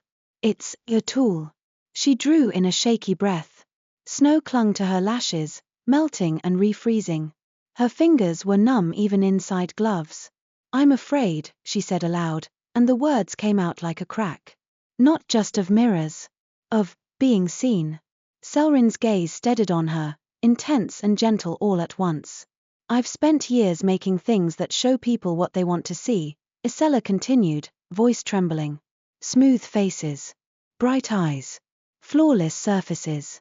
And I tell myself it's harmless because it's only glass. But, she swallowed hard. But I've started to think I don't deserve to make truth, because I don't live it. Leo's grip tightened on Ysella's sleeve, a silent support. Ysella's chest hurt. I let people praise me, she whispered. I let them call me skilled and steady and brave. And I smile and nod because if I tell them I'm terrified most days, they'll stop trusting me. They'll stop buying from me. They'll see the cracks. Her voice broke. And if they see the cracks, they'll decide I'm dangerous. Like Caelrin already has. The words hung in the cold air. For a heartbeat, nothing moved. Then the lantern flame steadied, burning brighter without any added oil, as if the air had become less hostile. Caelrin exhaled shakily. Color crept faintly back into his cheeks. His shoulders eased a fraction, like a rope slackening. You are brave, he said quietly. Not because you have no fear.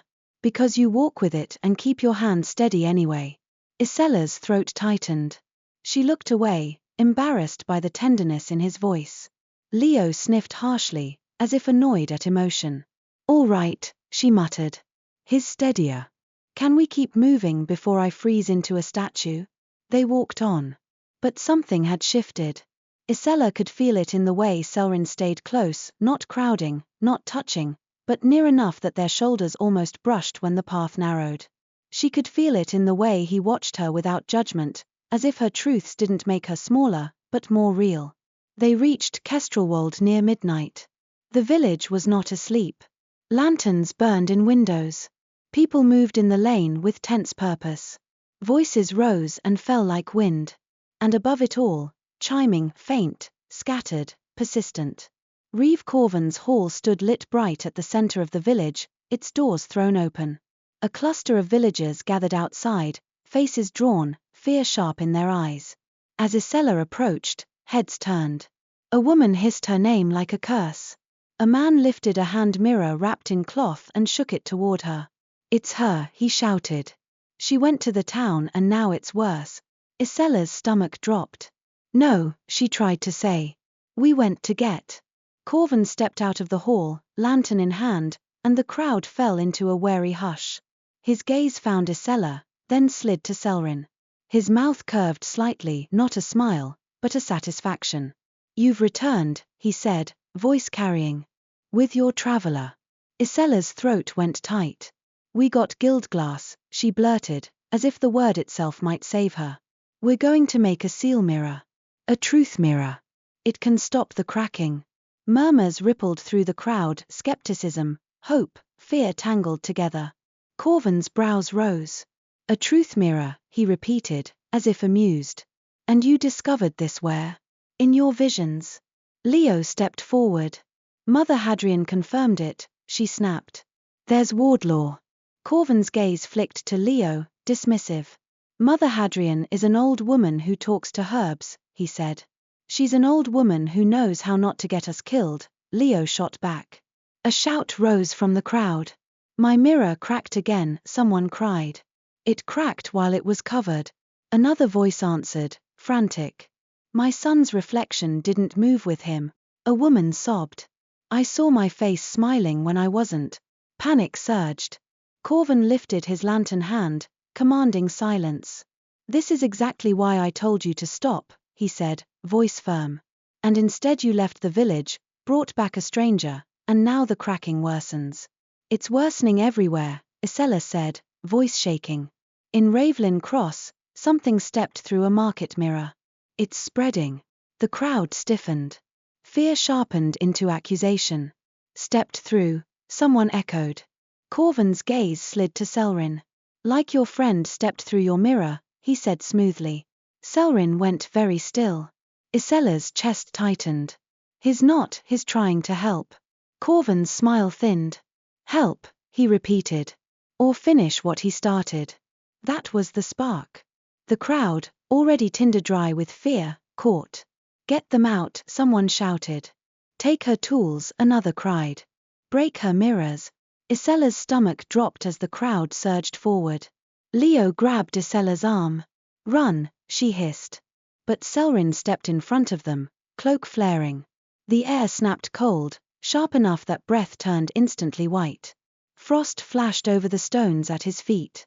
The front edge of the crowd halted, people recoiling as if they'd hit an invisible wall. Caelrin's voice cut through the chaos, low, clear, and frighteningly controlled. Do not break mirrors, he said. Do not gather them. Do not stare into them. And do not touch her. The crowd hesitated, fear battling fear.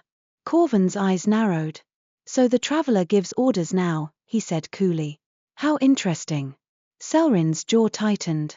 Ysella could feel the tremor beneath his stillness, the pull of the veil, the strain of holding cold in check. If he lost control here, in the center of the village, Corvin would have exactly what he wanted, proof of a curse he could pin on Ysella. Ysella's heart hammered.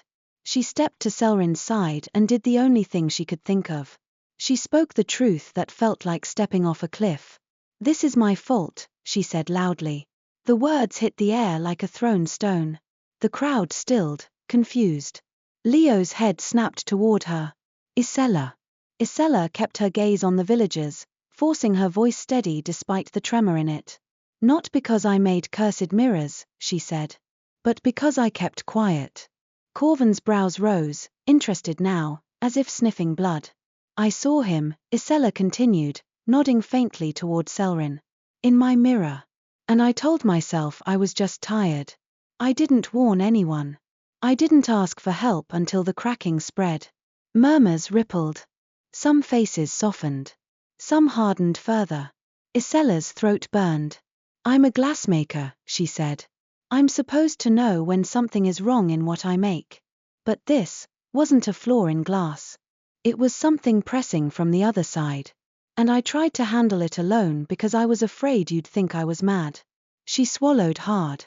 You can take my tools if you want, she said, and the lie in that, because she couldn't let them, felt like grit. She corrected it with truth. No. I don't want you to. Because we need them. But if you want someone to blame me for being afraid and silent. Not for trying to fix it now. The hush that followed was fragile. Caelrin's shoulders eased slightly, as if Ysella's honesty steadied the air around them. The frost at his feet stopped spreading. Corvin's eyes narrowed, irritation flashing. Ysella had taken control of the narrative in a way he hadn't expected. Before he could respond, a clear chime rang out, louder than any before. Everyone turned toward the sound. It came from inside the hall. The hall's front window, large and polished, had been used for years as a point of pride, a sign that Kestrelwold's reeve was civilized enough for glass. Now a pale crack raced across it from corner to corner like lightning. A second crack followed. Then a third. The crowd gasped, backing away. Corvin's face went taut. Cover it, he barked. Too late. The window chimed again, one pure note, and the glass surface rippled like water. In the rippling pain, a figure took shape. Not Caelrin.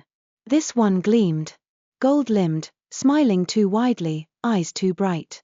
It pressed a hand to the inside of the glass like a lover eager to enter. The crowd froze in terror. Corvin's lantern hand trembled. The Gilded Wraith lifted its head and looked out through the window as if the glass were no barrier at all.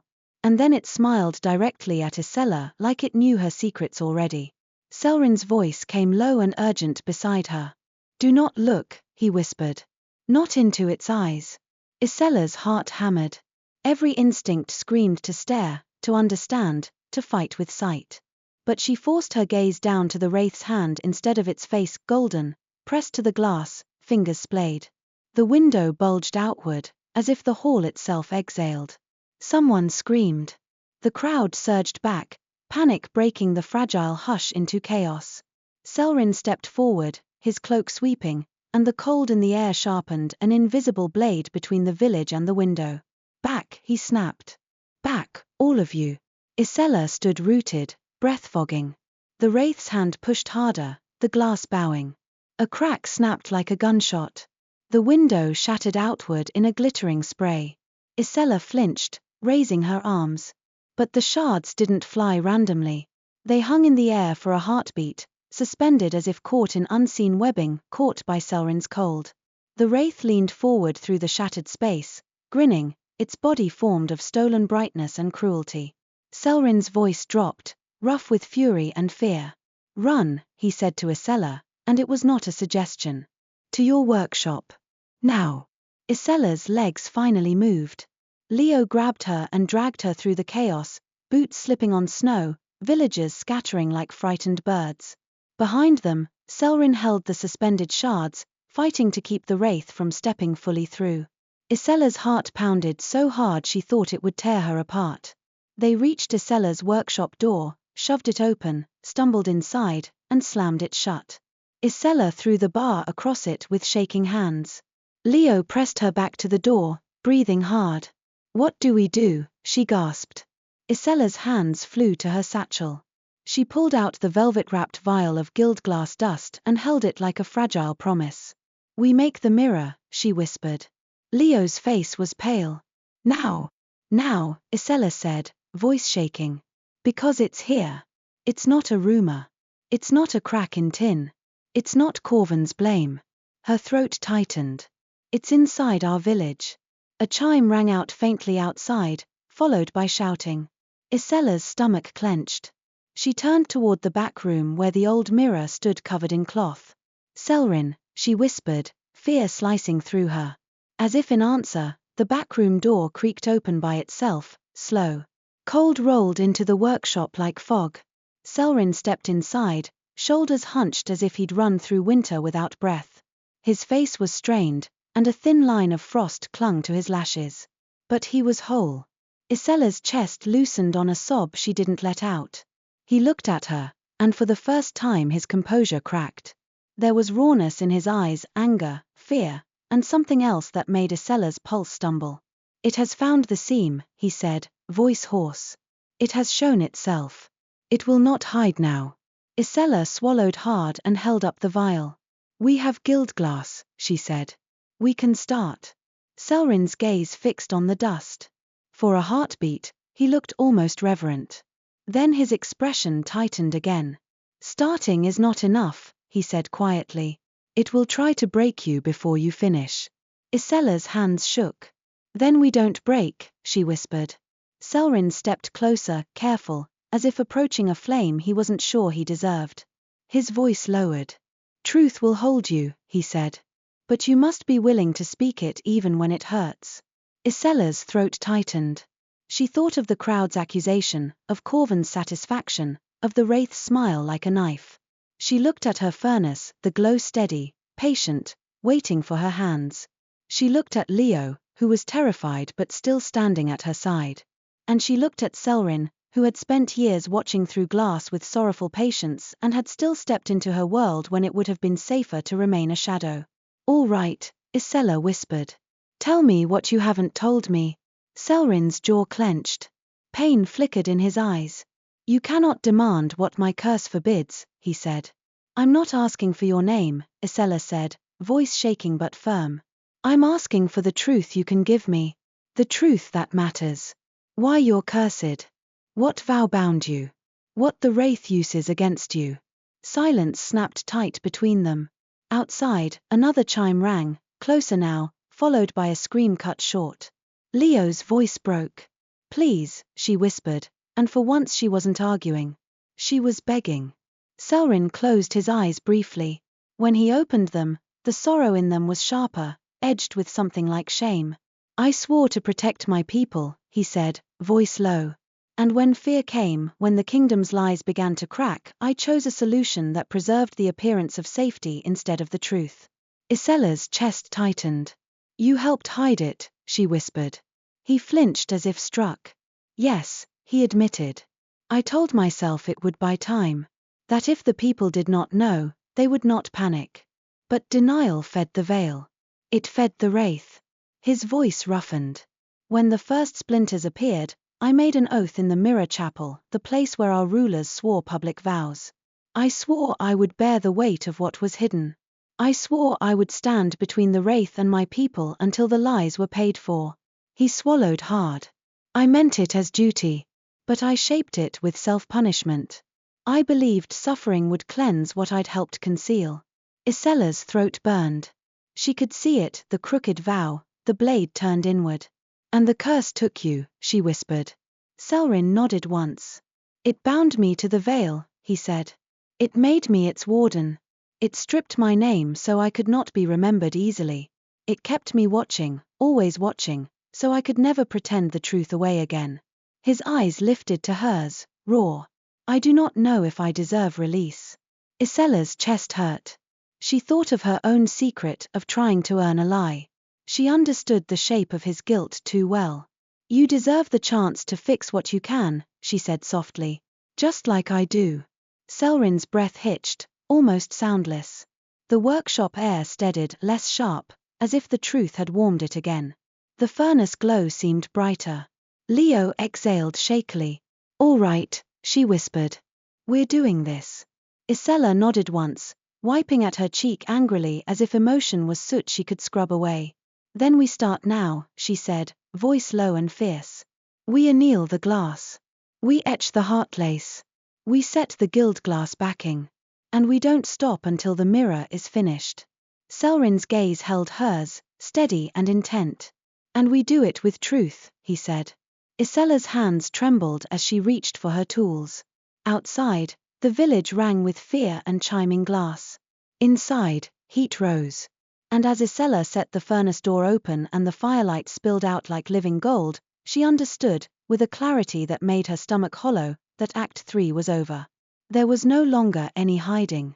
The wraith had stepped into the light. Now they would either forge truth fast enough to seal the world or watch it shatter into glittering pieces. The furnace made its own kind of dawn. It was still night outside, black sky, snow drifting in thin sheets, the village lit by scattered lanterns and fear, but in Ysella's workshop the firelight beat against the walls like a heart that refused to stop. She moved on instinct at first, the way she always did when glass threatened to turn brittle in the cooling. Coal. Air. Heat. The long iron pipe laid ready. Her tongs hung where her hand could find them without looking. Every familiar object steadied her, even as the sounds outside tried to pry her apart, shouting, the occasional sharp chime of cracking glass, the distant sob of someone who had seen something they couldn't unsee. Leo locked herself into usefulness the way she locked herself into bravery. She cleared the workbench, set out clean cloth, filled the small kettle for tea and forgot it over the flame until it tasted like ash. She didn't complain. That terrified Ysella more than any complaint would have. Caelrin stood nearest the furnace, hands ungloved now, palms turned slightly toward the heat as if he could absorb it. In the red glow his skin looked less like moonlight and more like a man's, still pale, still cold, but alive. Tell me the steps, Ysella said, voice tight. All of them. No poetry. No riddles. Caelrin's gaze met hers, steady. Glass first, he said. Coherent. Thick enough to hold without flexing. Then the heart lace cut along the back while you speak your vow. Only after the lace is true do we set the gild glass backing. If the backing sets while your heart is closed, it will blister. The seal will fail. Ysella's throat tightened. And if the lace is wrong? It becomes a net, he said quietly. It catches whatever is strongest in you at the moment of cutting. Fear. Hate. Denial. Ysella's fingers tightened around her glass cutter. Then I won't cut in fear, she whispered, though fear was already braided through her ribs. Leo made a harsh sound, half laugh, half sob. Good luck with that. Ysella looked at her friend and forced her voice soft. Stay with me, she said. Talk to me. If I go quiet, I'll start thinking too loud. Leo swallowed. All right, she muttered. I'll nag you into honesty. Caelrin's mouth twitched faintly, then sobered again as a chime rang outside, closer than before. He turned his head slightly, listening the way a man listened for footsteps in a dark hall. "It is moving," he said. "Toward us?" Ysella asked, forcing calm. "Toward reflection," Caelrin replied. "Toward fear. It will go where people gather mirrors." Ysella's stomach dropped. The hall. Leo's face went pale. Corvin said he wanted everyone's mirrors covered there. Caelrin's eyes sharpened. "He will do it," he said. "Because he believes control is safety." Ysella's hands shook. "Then we have to finish before he." A heavy fist pounded on the workshop door. Ysella froze. Leo stiffened, then moved toward the door with a grim set to her shoulders. She pressed her ear to it. "Ysella Vey," a voice barked. "Open." Reeves' order. Ysella's heart hammered. "No," she whispered. Another pounding. "Open, or we'll break it down." Caelrin stepped forward, the air around him sharpening with cold. Ysella grabbed his sleeve, gentle but urgent. "No," she breathed. "If you show them what you can do, Corvin wins." Caelrin's jaw clenched. He held still, trembling with contained force. Ysella looked at Leo. "Don't open it," she mouthed. Leo's eyes were hard. She nodded once and stepped back from the door. The pounding came again, harder. The latch rattled. Then a new sound joined it, high, thin, like a bell tapped too lightly. Glass chiming. Ysella's stomach turned. The sound wasn't from her workshop. It was from the lane. A woman's scream followed. The pounding on the door stopped. For a heartbeat, there was silence. Then the voice outside swore and ran, boots slapping in slush. Leo's shoulders sagged with relief that tasted like dread. "They're gone." Caelrin's gaze was distant, fixed on something Ysella couldn't see. "It drew them away," he said quietly. "It's herding them," Ysella whispered. "Yes," Caelrin said, and his voice was full of grim certainty. "Toward a place with many mirrors." Ysella's hands clenched around the glass cutter. "Then we work," she said, forcing her fear into motion. "Now. Before Corvin makes the world's brightest doorway." She set the furnace to hotter, opened the small side vent to feed it more air. The roar deepened. Heat pressed against her face and made her eyes water. Good. Heat was honest. It didn't pretend to be anything but what it was. She gathered molten glass orange, viscous, turning the pipe with steady wrists. The glow reflected off every tool and nail and hinge in the workshop. Ysella kept her gaze careful, refusing to let herself get caught staring into any bright surface long enough for it to stare back. She shaped the glass into a thick oval blank, larger than any mirror she'd made in months. Her muscles remembered. Her hands knew. She pressed, turned, cooled, reheated, each movement a prayer made physical. Leo hovered nearby with cloth and water, ready to catch anything Ysella asked for before she asked it. Sometimes she muttered under her breath. Sometimes she said nothing at all, which was worse. Caelrin stood behind Ysella, not close enough to touch, but close enough that she could feel him like a cold line at her back. When her wrists trembled from strain, he murmured, steady, like an anchor word.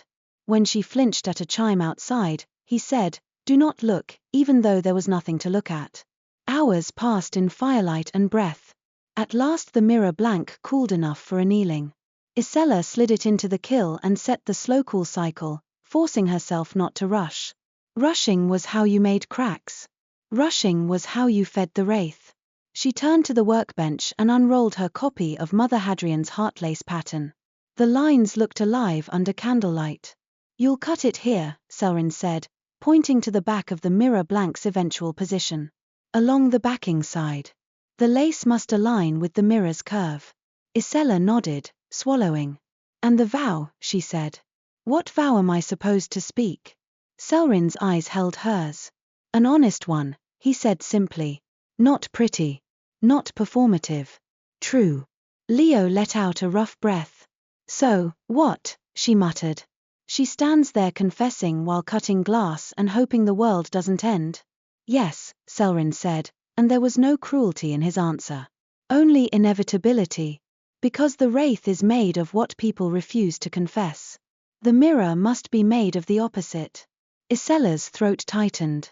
And if I can't, she whispered before she could stop herself. Caelrin's gaze softened. Then we fail, he said quietly. But you have already spoken truth tonight. You can do it again. The tenderness of his certainty landed in her chest like a weight. Before Ysella could answer, a chime rang out so close it felt like it came from inside her bones. Then came shouting, many voices now, overlapping.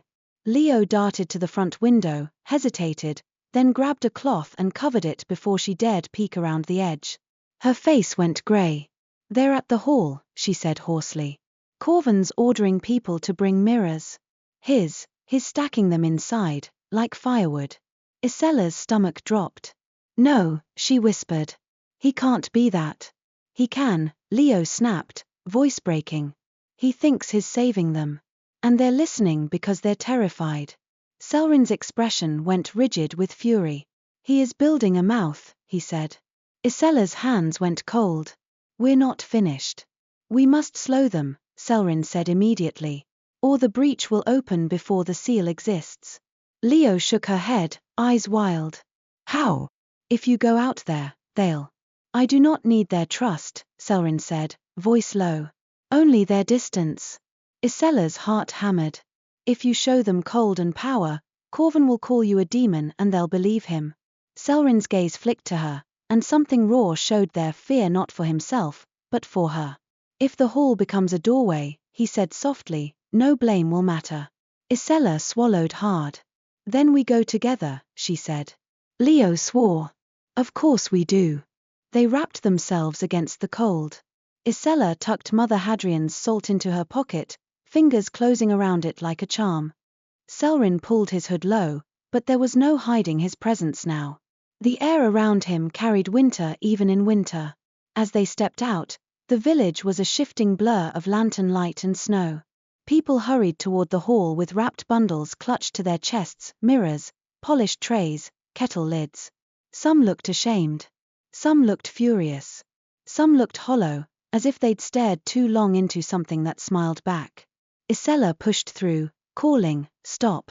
Don't bring them, don't gather them, but her voice was swallowed by the crowd's panic. At the hall's open doors, Corvin stood with two men, directing like a conductor. Inside, he barked. Stack them there. Cover them with cloth. No looking. No foolishness. Ysella's stomach lurched at the sight. Rows of mirrors leaned against walls, piled on benches, propped in corners. Cloths covered many of them, but not all. Too many surfaces. Too much potential. Corvin's gaze snapped to Ysella. Satisfaction gleamed briefly. Ah, he said, loud enough for nearby villagers to hear. The Glassmaker returns, just in time to see Prudence.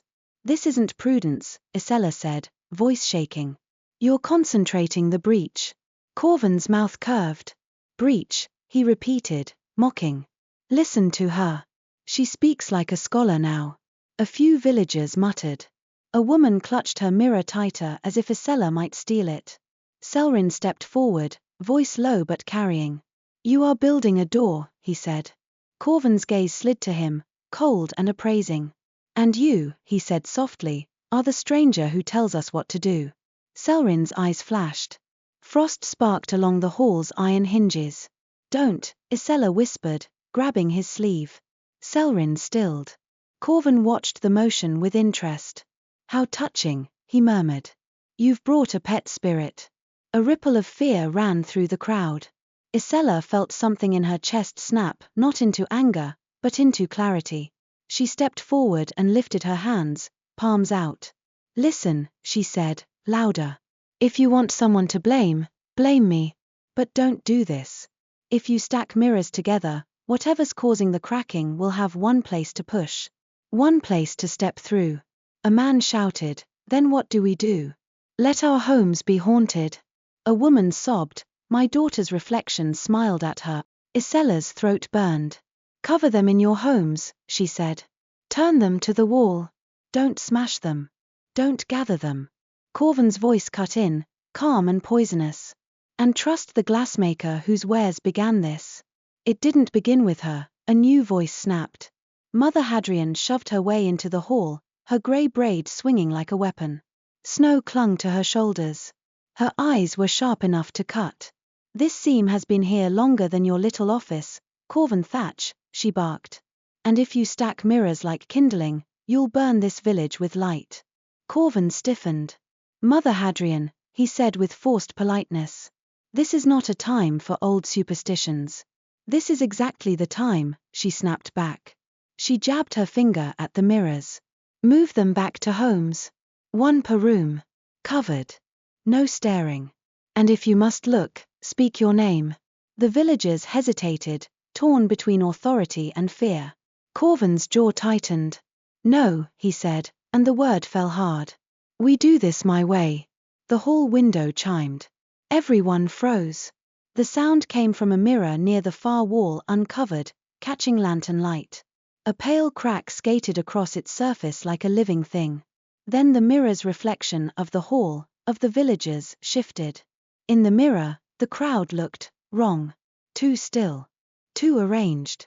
Faces turned toward Ysella in perfect unison like dolls. The mirror's surface rippled.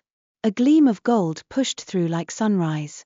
The Gilded Wraith emerged, not fully formed yet, first a hand, then an arm, then a smiling face that wore someone's features for a heartbeat before it slid into another. A man's nose became a woman's mouth. A child's eyes became an elder's. The room erupted in screams. "Don't look!" Caelrin shouted, voice cracking like thunder. Cold snapped outward in a wave, frosting breath in midair. Several lantern flames guttered blue. The wraith laughed, tinkling and bright. It took a step out of the mirror. Then another. Gold dust fell from it like pollen. Someone hurled a cloth at it. The cloth passed through its shoulder as if through smoke, then landed on the floor. The wraith turned toward the thrower and smiled. The thrower's scream cut off mid-breath. Ysella's stomach clenched. She forced her gaze down, hands, feet, shadow. Not its eyes. Not its face. Caelrin moved like a blade, interposing himself. He lifted his token, and a thin line of pale light traced from it across the air to the mirror's frame, like a stitch. The wraith hissed an ugly sound beneath the tinkling. It recoiled, then flung its arm wide. Every uncovered mirror in the hall chimed at once. A chorus of bell notes. The air rippled with pressure. Ysella felt the pull in her own chest, like a hook behind her ribs yanking toward every shining surface. She clutched the salt in her pocket until it bit her skin. "Say your names." Mother Hadrian roared. Voices rose in ragged unison, names shouted, sobbed, spat. The sound grounded the room in human weight. Ysella forced her own name out. "Ysella Vey." Beside her, Leo shouted, "Lyran marries." Caelrin's voice was a harsh whisper, not a name but a vow, "Hold." The pull eased, just enough. The wraith turned its hungry attention to Ysella. Even without looking, Ysella felt it, like a smile against her skin. It spoke. Not aloud, not with lungs, but with thought pressure that slid behind her eyes. "You want him warm." Ysella's breath hitched. "You want him alive." Her chest tightened painfully. "You want someone to see you and stay." The words weren't lies. That was what made them dangerous. Ysella clenched her jaw and kept her eyes down. The wraith's laughter softened into something almost tender. "Then look," it coaxed. "And I'll show you what you're really holding." A memory flickered at the edge of her vision, her father's face, lit by furnace glow, smiling with pride. Ysella's heart lurched. She almost lifted her gaze.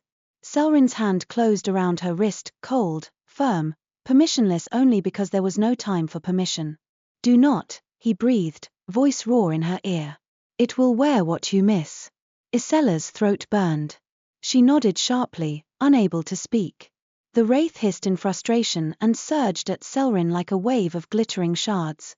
Caelrin raised his token, light stitching across the air again, but the strain in his face was visible now, jaw clenched, shoulders rigid as if he held a door shut with his body. The wraith's golden hand slammed against an invisible boundary and laughed. It leaned close, face shifting. For one heartbeat it wore Caelrin's face, Caelrin's eyes, but too bright, too cruel. Then it wore Ysella's. Then Leo's. It was mocking them with their own shapes. Mother Hadrian grabbed a lantern and hurled it toward the mirrors. "Cover them," she screamed. "All of them." Villagers scrambled, throwing cloths, dragging benches, slamming shutters. A few froze, staring in horror, and had to be yanked back by neighbors. Corvin stood rigid near the doorway, lantern shaking in his hand. His face was pale with shock, but his eyes still searched for blame even now. "This is because of them," he choked, pointing at Ysella and Caelrin. "This is what they brought. It's here because you stacked mirrors like a fool," Mother Hadrian spat. Corvin's mouth opened, but another chime cut him off. The largest mirror in the hall, an old ceremonial piece used for weddings, was still uncovered. Its surface bulged outward, rippling like water about to break. The wraith's attention snapped to it with hungry delight. Caelrin's face went tight with dread. "That one," he rasped. "If it opens fully." Ysella's stomach dropped. "We have to cover it." "No," Caelrin said, voice breaking. "We have to seal it from the other side." He looked at Ysella, and the rawness in his eyes made her chest ache. "I must go in," he said. Ysella's breath caught. "Caelrin." "I can stitch the seam shut temporarily," he said, voice hoarse. "Long enough for you to finish the mirror. But if I go," he swallowed. "The veil will try to keep me. The wraith will try to break my anchor."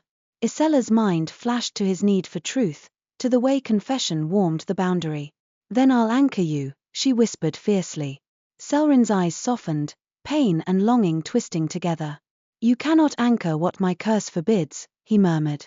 "Not fully." "Then we do what we can," Ysella said, voice shaking. "We don't let you go alone." Leo's face was white. "Absolutely not." Mother Hadrian grabbed Ysella's sleeve, eyes flint. "If you step into the veil, it will show you what you want most," she hissed. "And what you fear most. You may not come back the same." Ysella looked at the bulging mirror, at the wraith's delighted grin, at Caelrin's body braced like a door. Outside, the village rang with chiming glass. If they didn't act, there would be no same left to return to. "I'm coming," Ysella said, and the decision landed with the solid certainty of a glass blank set to cool. Caelrin's eyes widened. "Ysella." "I won't look," she said, voice fierce. "I won't bargain with it. I won't follow illusions. I'll hold to my name, and I'll hold to you." Leo grabbed her arm. "You can't." Ysella turned to her friend, and her voice softened into something honest and aching. "I have to," she said. "Stay with Mother Hadrian. Keep the mirrors covered. Keep Corvin from doing anything stupider." Leo's eyes shone with unshed tears that made Ysella's throat tighten. "If you die," Leo whispered, "I'm not haunting you. I'm dragging you back." Ysella managed a shaky smile. "That's fair." Caelrin's hand slid from Ysella's wrist to her palm, hesitant now, asking without words. Ysella curled her fingers around his, answering. Together they moved toward the ceremonial mirror. The wraith turned, sensing them. Its face shifted into her father's warm eyes, proud smile. Ysella's breath hitched. Caelrin's grip tightened. "Do not," he whispered, voice breaking. Ysella forced her gaze to the mirror's frame instead of its surface, wood carved with old leaves, worn smooth by years of hands. She heard her father's voice in her memory, and she made it a weapon. "Glass does not lie," she told herself. "But reflections can." Caelrin pressed his token to the frame. The mirror chimed, deep and resonant, and the surface turned dark as ink. Cold surged. For a heartbeat, Ysella felt the floor tilt, as if gravity had shifted toward the mirror. Her stomach lurched. The air tasted like metal and winter. Then the world inverted. She stepped forward and expected solid wood. Instead her boot sank into something like cold water. She stumbled, and Caelrin steadied her, drawing her close, not embracing, not a romantic gesture, but a desperate anchoring of bodies against a force that wanted to pull them apart. They fell through. The Argent Vale was not a place made for lungs. It was bright and dim at the same time, as if light came from inside every surface and nowhere at all. The air tasted of silver and old tears. The ground, if it was ground, was glassy and shifting underfoot, reflecting endless versions of Ysella and Caelrin at different angles. Ysella forced her gaze down, fixed on her own boots. Even there, reflections trembled at the edge of her vision like hungry mouths. Say your name, Caelrin rasped immediately, voice strained. Ysella Vey, she whispered, and the sound felt muffled, as if spoken through cloth. Again, Caelrin said, jaw tight. Louder. Ysella Vey, she said, and this time her voice carried like a bell. The air steadied a fraction. The ground under her feet felt less like it might melt. Caelrin exhaled, relief and pain mingling. Good, he whispered. Do not look up. Ysella didn't want to. Above her, she sensed movement, shifting light, glittering shadow. The wraith lived here like mold lived in damp. They moved through the veil toward a seam that looked like a crack in the air itself, thin, bright, vibrating with pressure. Beyond it, Ysella could hear the muffled roar of voices from the hall, as if the world was a sound behind glass. Caelrin lifted his token, and pale lines of light shot from it, stitching across the crack like thread. The seam shivered, resisting. The wraith laughed. Its voice here was everywhere, tinkling, echoing, layered with stolen tones. Little Glassmaker, it sang. Come see what you made. Ysella's throat tightened. She kept her eyes down. Ysella Vey, she whispered again. Something brushed the edge of her vision, her father's shoes, familiar and worn, stepping beside her. Her chest ached so sharply she almost broke. He's here, the wraith crooned. He's proud of you. He forgives you. Look.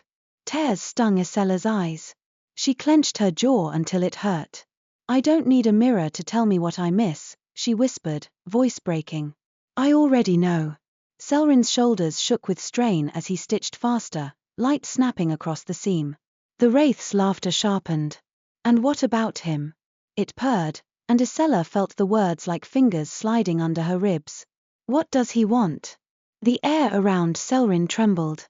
His stitching faltered for a heartbeat. Ysella's stomach dropped. The wraith pressed. He wants warmth. He wants a life. He wants you. Ysella's breath caught. She could feel Caelrin's hand tremble in hers, like a man trying not to admit he was cold. The wraith's voice turned honey smooth.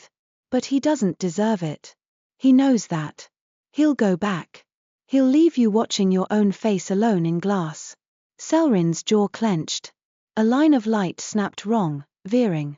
The seam flared. Ysella's heart hammered. This wasn't just a fight of power. It was a fight of belief. Truth, she thought. Truth was warmth. Truth was weight. She swallowed hard, forcing the next words out even as they scraped her throat raw.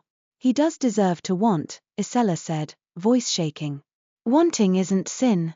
Caelrin's head turned slightly toward her, though she still didn't look up. His breath hitched. Ysella tightened her grip on his hand. And I want too, she whispered fiercely. I want someone to see me and stay. I want a life that isn't only proving I'm enough. I want, her voice broke. I want him safe. The words landed like a hammer.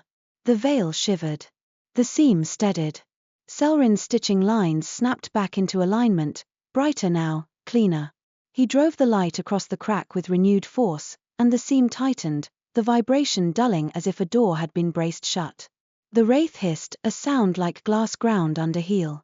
Pretty, it snarled. So pretty. So honest. That's why I want you. Something slammed into Ysella's shoulder. She stumbled.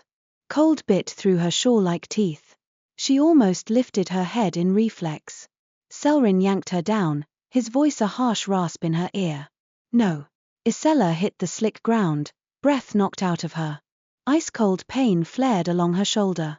She clenched her eyes shut, forcing herself to breathe. The wraith's laughter roared around them. Reflections surged, her father's hands reaching for her, Leo's face screaming, Corvin's smug smile, Caelrin's eyes empty and distant. Ysella squeezed her eyes tighter until sparks danced behind her lids. Ysella Vey, she gasped. Ysella Vey. Ysella Vey. Her name became a chant. A stake driven into soft ground. Caelrin's hand stayed locked around hers like iron. Hold, he rasped, and the word was not command now but pleading. Hold. Ysella's throat burned. I'm holding, she whispered through pain. I'm here. The wraith hissed again, closer, hungry. Then it changed tactics. The cold in Caelrin's hand spiked suddenly, sharp enough to hurt. His fingers jerked as if something had grabbed his other arm. Caelrin's breath tore. He swallowed hard. It has found my vow. Ysella's stomach dropped. Caelrin. The air behind them brightened violently. Ysella felt the pull of the seam like a hook behind her sternum as the wraith tugged on Caelrin's binding, his self-punishing oath, the crooked blade. Caelrin's voice broke on the edge of a sound that might have been his true name and wasn't allowed out. His body lurched backward. Ysella's panic flared hot. Without thinking, she shoved her free hand into her pocket, grabbed the pinch of salt Mother Hadrian had given her, and flung it across the slick ground in a line between Caelrin and the pool. Salt flashed bright, scattering like tiny stars. The veil recoiled. The pull lessened by a fraction, just enough. Ysella scrambled to her knees, still not looking up. "Listen to me," she said, voice shaking, urgent. "Your vow isn't the only truth you are. Your guilt isn't your whole heart." Caelrin's breath came ragged. "It is what I made myself," he rasped. "Then remake it," Ysella snapped, and the fierceness in her own voice startled her. "Not by breaking it. By straightening it. Say what's true." Caelrin's hand trembled in hers like a dying bird. The wraith hissed, furious, and yanked again. Caelrin's voice came out raw. He swallowed hard. "I want to live." The words rang through the veil like struck glass. Ysella's chest tightened painfully. Caelrin gasped, as if the confession tore something open. "I want warmth," he rasped. His voice shook. "I want to be more than a watcher." The wraith shrieked, an ugly, cracking sound. The pull on Caelrin's body slackened, as if the vow's hook had lost purchase when he named his desire. Ysella's eyes stung. She tightened her grip. "Yes," she whispered. "Yes." Caelrin's breath hitched. "And I want," the words scraped out like blood. "I want you." Silence snapped, crystalline. Even the wraith's laughter faltered for a heartbeat, stunned by the clean truth of it. Ysella's chest hurt so badly she thought it might split. She didn't look up. She couldn't. But she pressed her forehead briefly against Caelrin's gloved knuckles, a gesture small enough to stay within the boundaries of survival and still carry everything her heart wanted to say. "I'm here," she whispered. "I'm still here." The veil shuddered, angry and bright. Caelrin hauled her up, and together they moved, fast now, stumbling toward the seam back to the hall. The stitched crack held, dimmer, braced. As they crossed the threshold, the world flipped again. Warm air slammed into Ysella's face like a hand. They tumbled out of the ceremonial mirror into the hall in a heap of breath and snowmelt and shaking limbs. The villagers screamed anew at the sight of them emerging. But the seam in the mirror behind them was no longer bulging. The surface was dark, dull, as if exhausted. Caelrin dragged himself upright, shoulders shaking. He lifted his token with a trembling hand and pressed it to the mirror's frame one last time. The mirror chimed a single note. Then went still. A hush fell, fragile and stunned. Ysella sat on the floor, breath coming in ragged pulls. Her shoulder throbbed where the wraith had struck her in the veil. Leo barreled through the crowd and dropped to her knees beside Ysella, hands grabbing her face with fierce relief. "Are you?" Leo's voice cracked. "Are you real?" Ysella managed a breathless laugh. "I think so." Leo's eyes shone with tears she didn't wipe away. "You're an idiot," she whispered, and the words were pure love. Mother Hadrian elbowed through and pressed her fingers to Ysella's shoulder, muttering something sharp and old. The pain eased a fraction, not gone but dulled. Corvin stood rigid near the doorway, face pale, lantern forgotten. His eyes flicked between the ceremonial mirror and Caelrin and Ysella like a man watching his certainty crumble. "You see," Ysella rasped, forcing herself to stand with Leo's help. She faced the crowd, voice shaking but loud. "This is real. And gathering mirrors makes it worse. We need time to finish the seal." A man in the crowd swallowed hard. "Can you?" he whispered. "Can you really stop it?" Ysella's throat burned. She glanced at Caelrin. He looked cracked. Not physically, but in the way his composure had splintered. His eyes were raw, his breath uneven. Yet he stood, steadying himself on sheer will. Yes, Ysella said, and this time it wasn't a promise made from pride. It was a vow made from truth. We can. But you have to help us. Cover your mirrors at home. Don't smash them. Speak your names when you feel the pull. And don't listen to anything that offers comfort too easily. A ripple ran through the crowd, fear, but also something else. The faintest beginning of resolve. Mother Hadrian's voice cut through like a cleaver. Move them, she barked. Now. Out of here. One by one. No staring. People began to obey, slowly, reluctantly, like a flock learning a new direction. Corvin's jaw tightened. He tried to speak, but no words came. His authority had been punctured by a mirror's dark stillness and a curse he could no longer pretend was rumor. Ysella turned away before she could see his face too clearly. She didn't have room for his pride. She had room only for the work. Back in her workshop, the furnace glow greeted her like a promise. The mirror blank sat cooling in the kiln, almost ready. Ysella's hands trembled as she drew it out with tongs and set it carefully on padded cloth. The glass was flawless, thick, clear, heavy with coherence. It looked like nothing special. And yet everything depended on it. She stared at the back surface where she would cut the heart lace. Her throat tightened. This is where I could ruin it, she whispered. Leo stood nearby, pale but stubborn. Then don't, she said simply. Just, tell the truth. The ugly bits too. Ysella's breath hitched. She glanced at Caelrin. He stood a few paces away, hands clasped in front of him like a penitent. His eyes met hers, and the confession he'd made in the veil still vibrated between them like a struck string. I'm sorry, he said quietly. Ysella blinked. For what? For wanting, he said, and the bitterness in the word made her chest ache. It gives the wraith a handle. It makes you a target. Ysella's throat burned. She stepped closer, not touching, but near enough to let him see she wasn't afraid of his truth. Wanting isn't what makes the wraith dangerous, she said softly. Lies are. Caelrin's breath caught. His gaze dropped, then lifted again, raw. I do not know how to be this, he admitted, voice low. I have been a watcher too long. Ysella's fingers curled around her glass cutter. Then learn with me, she whispered.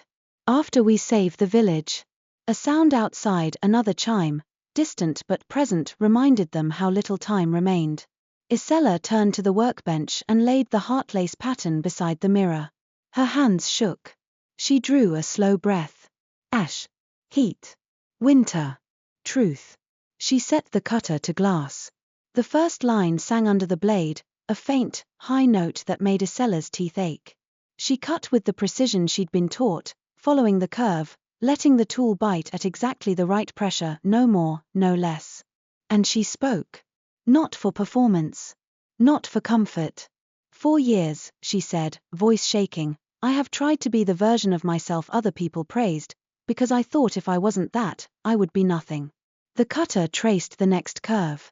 I have made mirrors that flatter, she continued, swallowing hard, because I was afraid to make mirrors that show too much. Because if truth is visible, then my own cracks might be visible too. Her hands trembled. She steadied them with stubborn will. I have used my work to hide, she whispered. And I don't want to hide anymore. The air in the workshop shifted. The furnace glow seemed to deepen, warmer, steadier. The mirror surface beneath her cutter held clean and true. The last curve of heartlace met the first, completing the pattern like a closed circuit. Ysella exhaled shakily, tears burning. Caelrin's breath left him on a sound that might have been relief. Leo's voice cracked. Good, she whispered. Good, Ysella. Ysella wiped at her cheek with the back of her wrist, furious at tears and grateful for them at the same time. One more step, Caelrin said softly, voice hushed with reverence. The guild glass. Ysella reached into her satchel and drew out the velvet-wrapped vial. Gold dust shimmered inside, remembering sun. Her fingers trembled as she uncorked it. Outside, somewhere in the village, glass chimed again, closer. Ysella's heart hammered. She tipped the dust carefully into the silvering bath, watching it bloom into pale gold, watching it swirl like dawn caught in liquid. She looked at the mirror blank, heartlace etched, ready to be backed. And she realized, with a hollow certainty, that the wraith would not let them finish peacefully. Because the moment the guild glass set, the mirror would begin to tell the truth. And the wraith, made of stolen pretense, would do anything to keep truth from hardening. Caelrin's gaze met hers, as if he heard her thought. "It will come," he said quietly. Ysella swallowed hard and lifted her brush to begin the backing. "Then let it," she whispered. Her hand lowered. Gold-silver touched glass. And somewhere beyond the workshop door, in the cold dark of Kestrelwold's lanes, a laugh like tinkling shards answered, closer now, hungry, and no longer amused. The guild glass did not behave like ordinary silvering. When Ysella brushed the first stroke across the back of the mirror, the mixture didn't simply spread. It caught, as if the glass recognized it. Pale gold bloomed under her hand like sunrise seeping through frost. The heartlace grooves drank it in, guiding the backing along the pattern with eerie precision. Ysella's breath trembled. "It's moving." Caelrin's voice was low, reverent, and strained at once. "It is binding." Leo hovered at Ysella's shoulder, white-knuckled. "Bind faster," she muttered. "Preferably before we die." A distant chime answered her, sharp and close, glass singing pain. Then a second chime. Then the unmistakable sound of running feet outside. Ysella's hands shook. She forced them steady and continued brushing, stroke after stroke, letting the guild glass flow into the heartlace like molten honesty. Caelrin stood with his back to the door, cloak gathered around him as if it were armor. The air near him was colder than the rest of the room, a quiet boundary. Every few breaths he touched his chest like a man making sure his heart still beat. "Don't look into anything," he warned softly. "Not even the kettle. The wraith will use every shine." Leo snatched the kettle off the bench and shoved it under a cloth with unnecessary violence. "No more shine," she muttered. "Nothing is allowed to shine ever again." Ysella almost laughed, but fear kept the sound trapped. She was halfway through the backing when the workshop door rattled hard enough to make the bar jump. "Ysella." Corvin's voice cut through the wood, tight with panic and fury. "Open this door. By order." A laugh like tinkling shards threaded through his words, so close Ysella's stomach turned. Corvin's voice broke. "It's here." Something slammed against the door from the outside. Not a fist. Not a shoulder. A pressure, like a whole room leaning. The bar groaned. Caelrin's posture snapped taut. Frost bloomed along the door seams, whitening the wood. The bar stiffened under the sudden cold. "Keep working," he said, voice harsh. "Do not stop." Ysella's hands trembled violently. "If the door breaks." "It will," Caelrin said, and the bleak certainty of it made Ysella's throat close. "We finish before it does." Leo's eyes were wide, wet, furious. She leaned close to Ysella, voice shaking. "Tell me what you need." Ysella swallowed hard. "Cloths," she rasped. "Dry. Clean." And her breath hitched as the door shuddered again. "Salt." A line. Across the threshold. Leo darted, grabbed Mother Hadrian's salt bundle, and poured a thick line in front of the door. Her hands shook so badly the salt scattered unevenly, like fallen stars. The laugh outside sharpened. The door bowed inward. A pale crack raced across the small window pane beside the latch. Ysella had forgotten that little pane existed. It chimed once, a clear note that made her teeth ache. The pane rippled. A gold-limbed hand pressed through the glass as if it were water. Leo screamed and staggered back. Caelrin surged forward and slapped his palm, bare, to the windowpane from the inside. Cold snapped outward. Frost crawled over the wraith's fingers, trying to lock them mid-reach. The wraith laughed and pushed harder. The glass bulged. Caelrin's jaw clenched. "Ysella," he rasped. "Your name." Ysella's throat was tight as wire. "Ysella Vey," she shouted, the sound ripping out of her. The mirror under her brush flared pale gold, the heartlace lines brightening. The guild glass thickened, setting faster, as if her name were a hammer striking it into place. Caelrin's breath hitched. The frost on the windowpane steadied, holding. The wraith hissed, impatient now. "Finish," it purred behind Ysella's eyes, as if standing right beside her. Finish and see what you've made. Finish and see what he really is. Ysella's stomach churned. She kept brushing, refusing to glance at the mirror face, refusing to even imagine her reflection. She focused on the back, on the lace, on the honest work. I'm not looking, she whispered through clenched teeth. You can't make me. The Wraith's voice softened, sweet as rot. You're already looking. You're looking inward. That's where I live. The door shuddered again. The bar groaned. Caelrin's voice broke on raw strain. It is pulling through the hall mirrors, he said. It has more edges now. Too many. A crack like splitting wood snapped through the workshop. The bar gave a fraction. Leo grabbed a heavy stool and shoved it against the door, bracing with her shoulder. Hurry, she choked. Ysella's brush hand shook so hard the gild glass streaked. No, she whispered fiercely, furious at her own panic. No, no, steady. She corrected the stroke with shaking precision, smoothing the streak until it vanished into the binding pattern. The last curve of heart lace filled with gold. The backing gleamed. And then, with a soft sound like a breath exhaled after years of holding, the gild glass set. The mirror blank went still. Warmth pulsed from it, not heat like the furnace, but something quieter and deeper, like a hearth in a snowbound home. Caelrin exhaled on a ragged sound. The cold around him eased a fraction, as if the mirror's truth warmth fed him even through the curse. It's ready, Ysella whispered, awe and terror entwined. Outside the door, the Wraith's laughter stopped. Silence fell unnatural, taut. Then the Wraith spoke, no longer playful. Good. The door exploded inward. Not outward like wood breaking. Inward like reality thinning. The salt line flared bright for a heartbeat, then scattered as if kicked by an invisible boot. The stool skidded across the floor. Leo cried out and fell back, scrambling. The air in the doorway rippled. A figure stepped through without using the gap like a person would. It stepped through the idea of an opening. The Gilded Wraith filled the threshold tall, gleaming, faceless for an instant, then wearing Corvin's face, then Leo's, then Ysella's father's, then Caelrin's, each mask sliding across it like oil on water. Its smile was wrong on every face. Its eyes were always too bright. Caelrin moved in front of Ysella as if he could shield her from sight itself. Cold snapped outward, frosting the floorboards. The Wraith laughed once, flat and cruel now. It lifted a hand toward Ysella. Give me your anchor, it whispered. Give me your prince. He is already mine by vow. Caelrin's breath tore. He staggered, the pull yanking at the crooked hook of his binding. Ysella's heart hammered. She clutched the finished mirror with both hands, holding it like a shield, careful not to let the face catch any stray reflection. The Wraith's head tilted. Its mouth widened, delighted. Ah, it purred. The truth mirror. It surged forward. Leo threw herself sideways and grabbed a fireplace poker, swinging wildly. The metal passed through the Wraith's shoulder with only a shimmer, as if she'd struck fog. The Wraith turned its too bright gaze on Leo.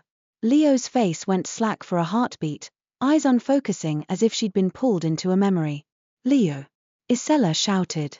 Leo's lips moved, whispering, my name Caelrin, and the spell broke. She stumbled back, gasping, still gripping the poker like a lifeline. Caelrin stood rigid, trembling with strain. Ysella, he rasped, voice raw. Now. Hold it up. Make it look. Ysella's stomach lurched. If I look. Not you, Caelrin said, eyes burning. It. The Wraith was already reaching, fingers like gilded glass stretching for the mirror in Ysella's hands. Ysella's hands shook. The mirror was heavy and precious, the work of her whole life compressed into a single object. The thought of dropping it made bile rise in her throat. But if she didn't use it now, there would be no later. She inhaled ash, winter, terror, and stood her ground. No, she said aloud, voice shaking but firm. You don't get to wear my life like a costume. The Wraith's smile sharpened. Then show me what you think you are, it taunted, and in a blink it wore Ysella's face, her eyes, her mouth, her father's tired grief behind them.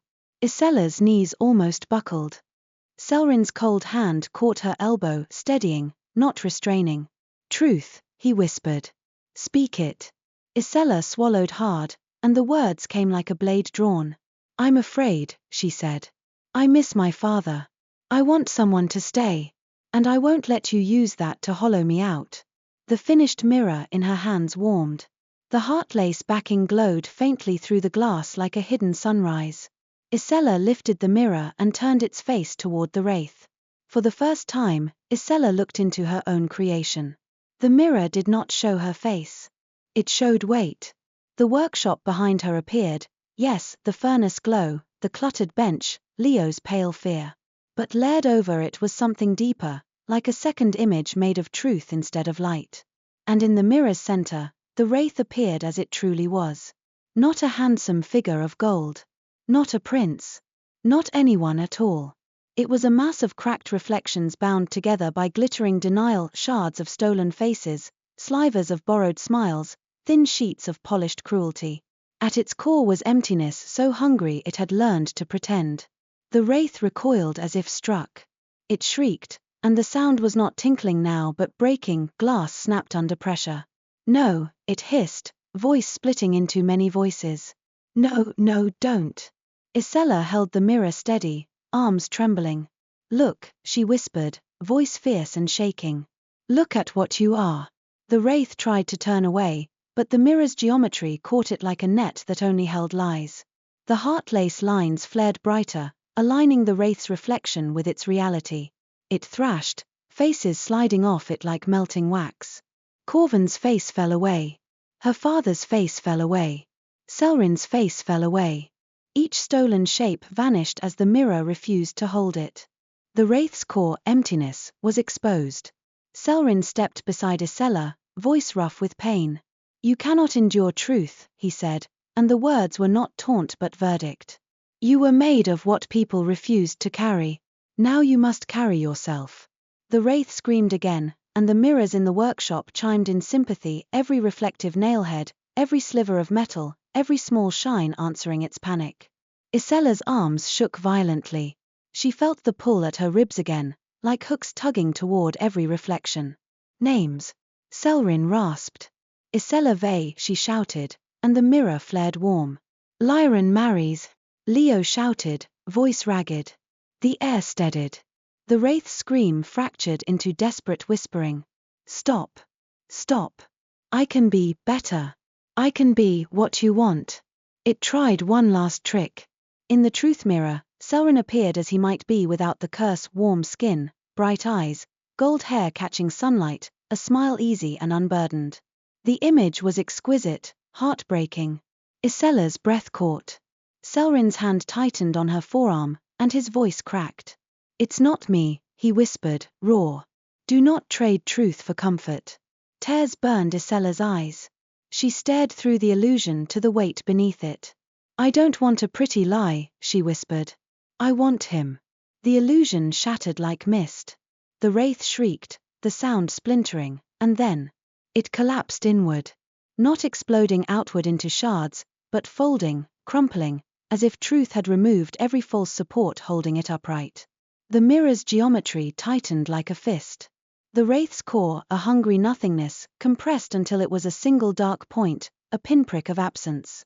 Then that point snapped back through the nearest reflection like a sucked breath. Silence crashed down. The workshop air warmed abruptly, like a storm passing. Frost on the floorboards melted into damp. The furnace crackled. Outside, the village went quiet, no chiming, no screams, only the muffled hush of snow. Ysella's arms went numb. She lowered the mirror carefully onto the padded bench, hands shaking so badly she almost dropped it. Caelrin staggered. Ysella turned, heart leaping. He clutched his chest, face drained. The air around him shimmered, less cold now, but unstable, like heat haze made of moonlight. The pull, he rasped. Now that it's gone. Ysella's throat tightened in panic. No. No, you don't get pulled back. Not after. Caelrin's lips trembled. I am bound, he whispered. The wraith was a weight I held against. With it gone, the veil calls me home. Ysella's chest hurt. She stepped close, careful, and took his cold hands in hers despite the bite. Then we anchor you, she said fiercely. We made a mirror that shows truth.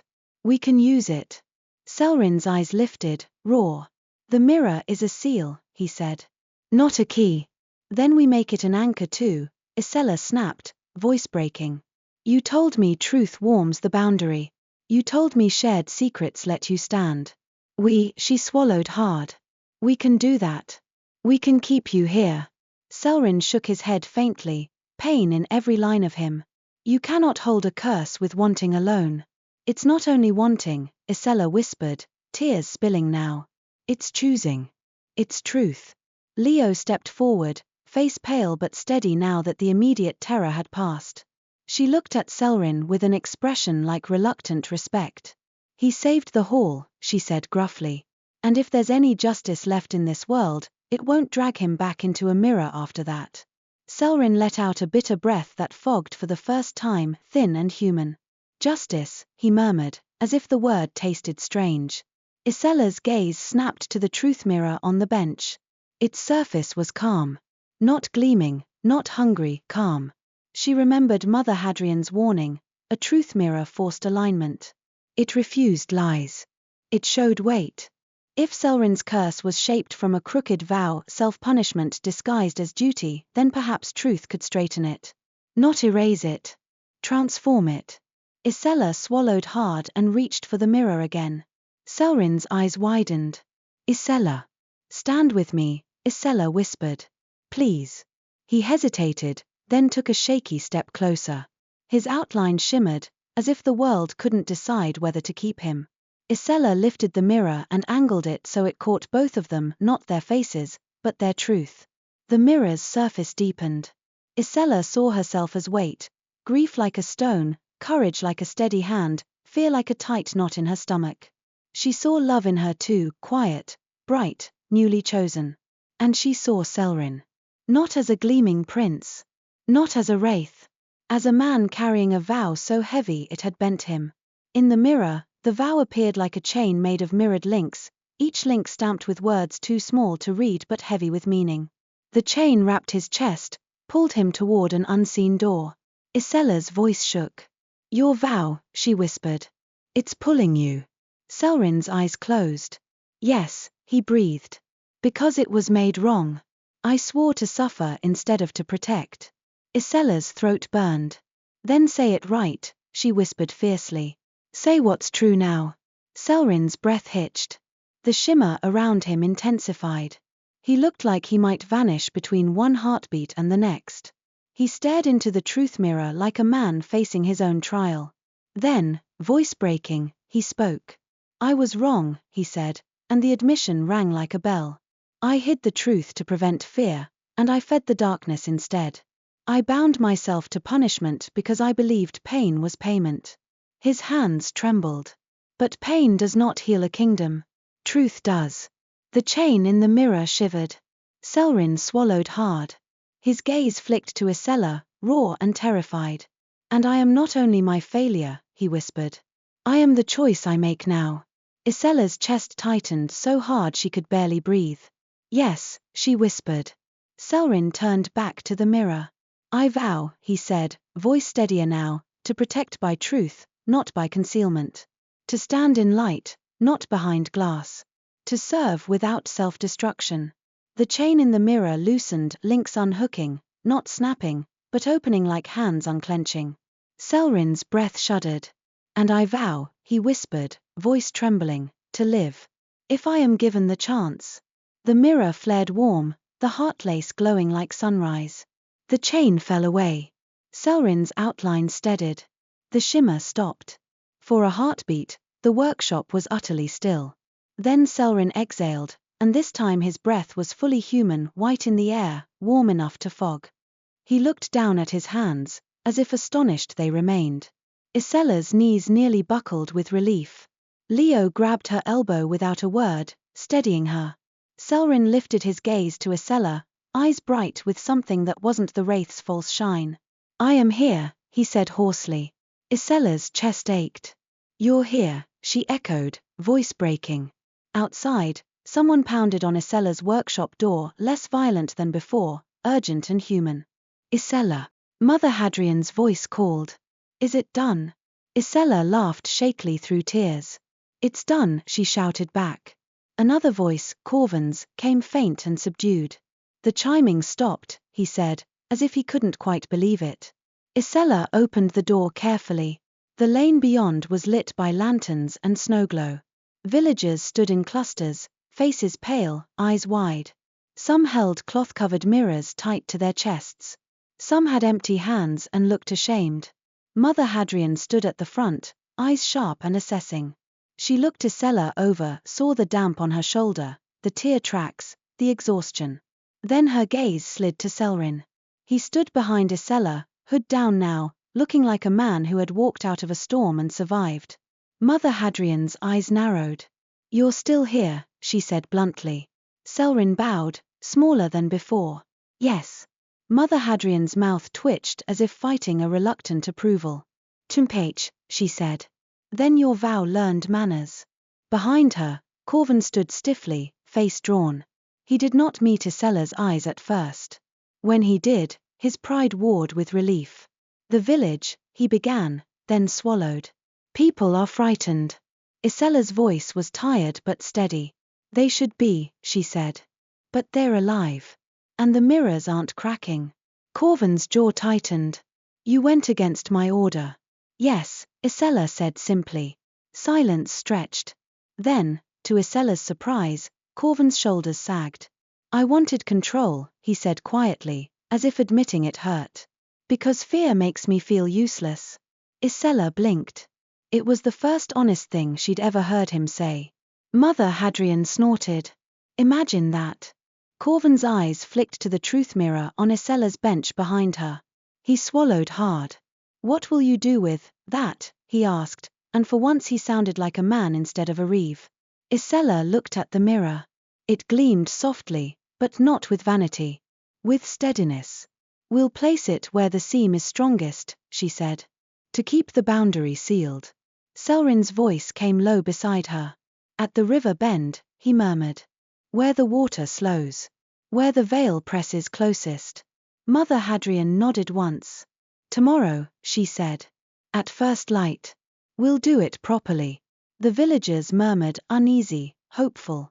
Ysella stepped forward into the lane, meeting their eyes one by one. Cover your mirrors tonight, she said. Not because you're ashamed of your faces. Because you deserve rest from watching yourselves. And if fear rises, say your names. Remind the world you're real. A few people nodded, swallowing hard. One woman stepped forward, Bramelt's wife, eyes wet. I'm sorry, she whispered. We said things. Ysella's throat tightened.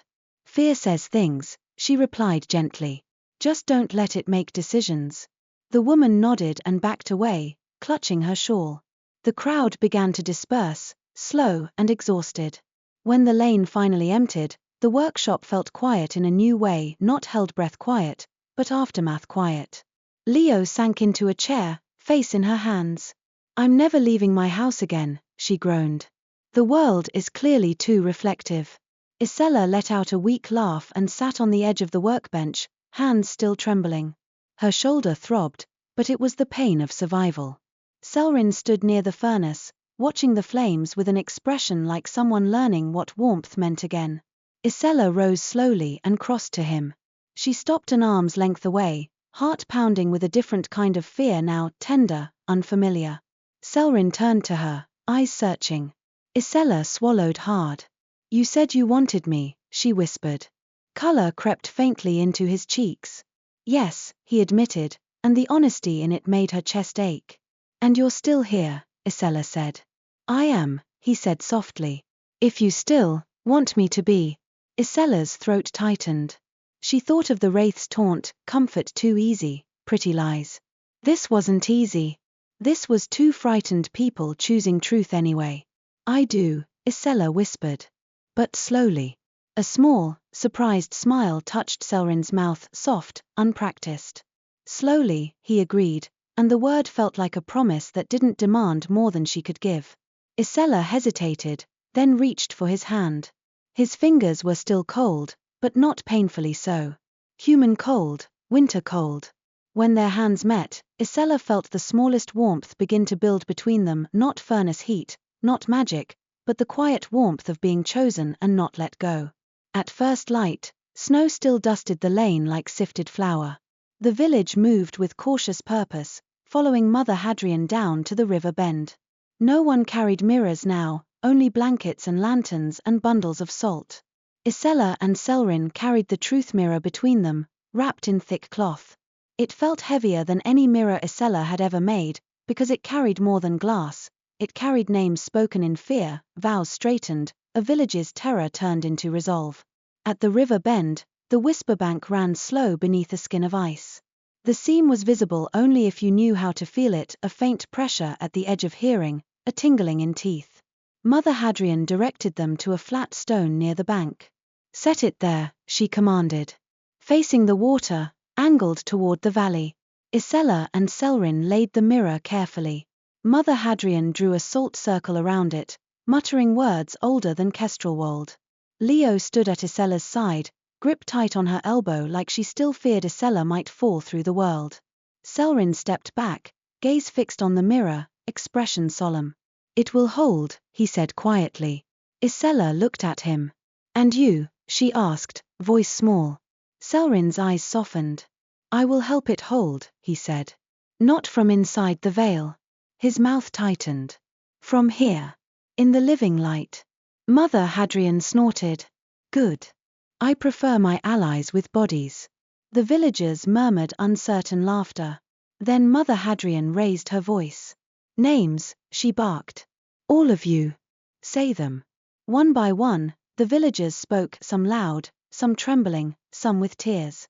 The sound rose like a woven net of human weight. Ysella swallowed and said, Ysella Vey. Beside her, Caelrin said, Caelrin.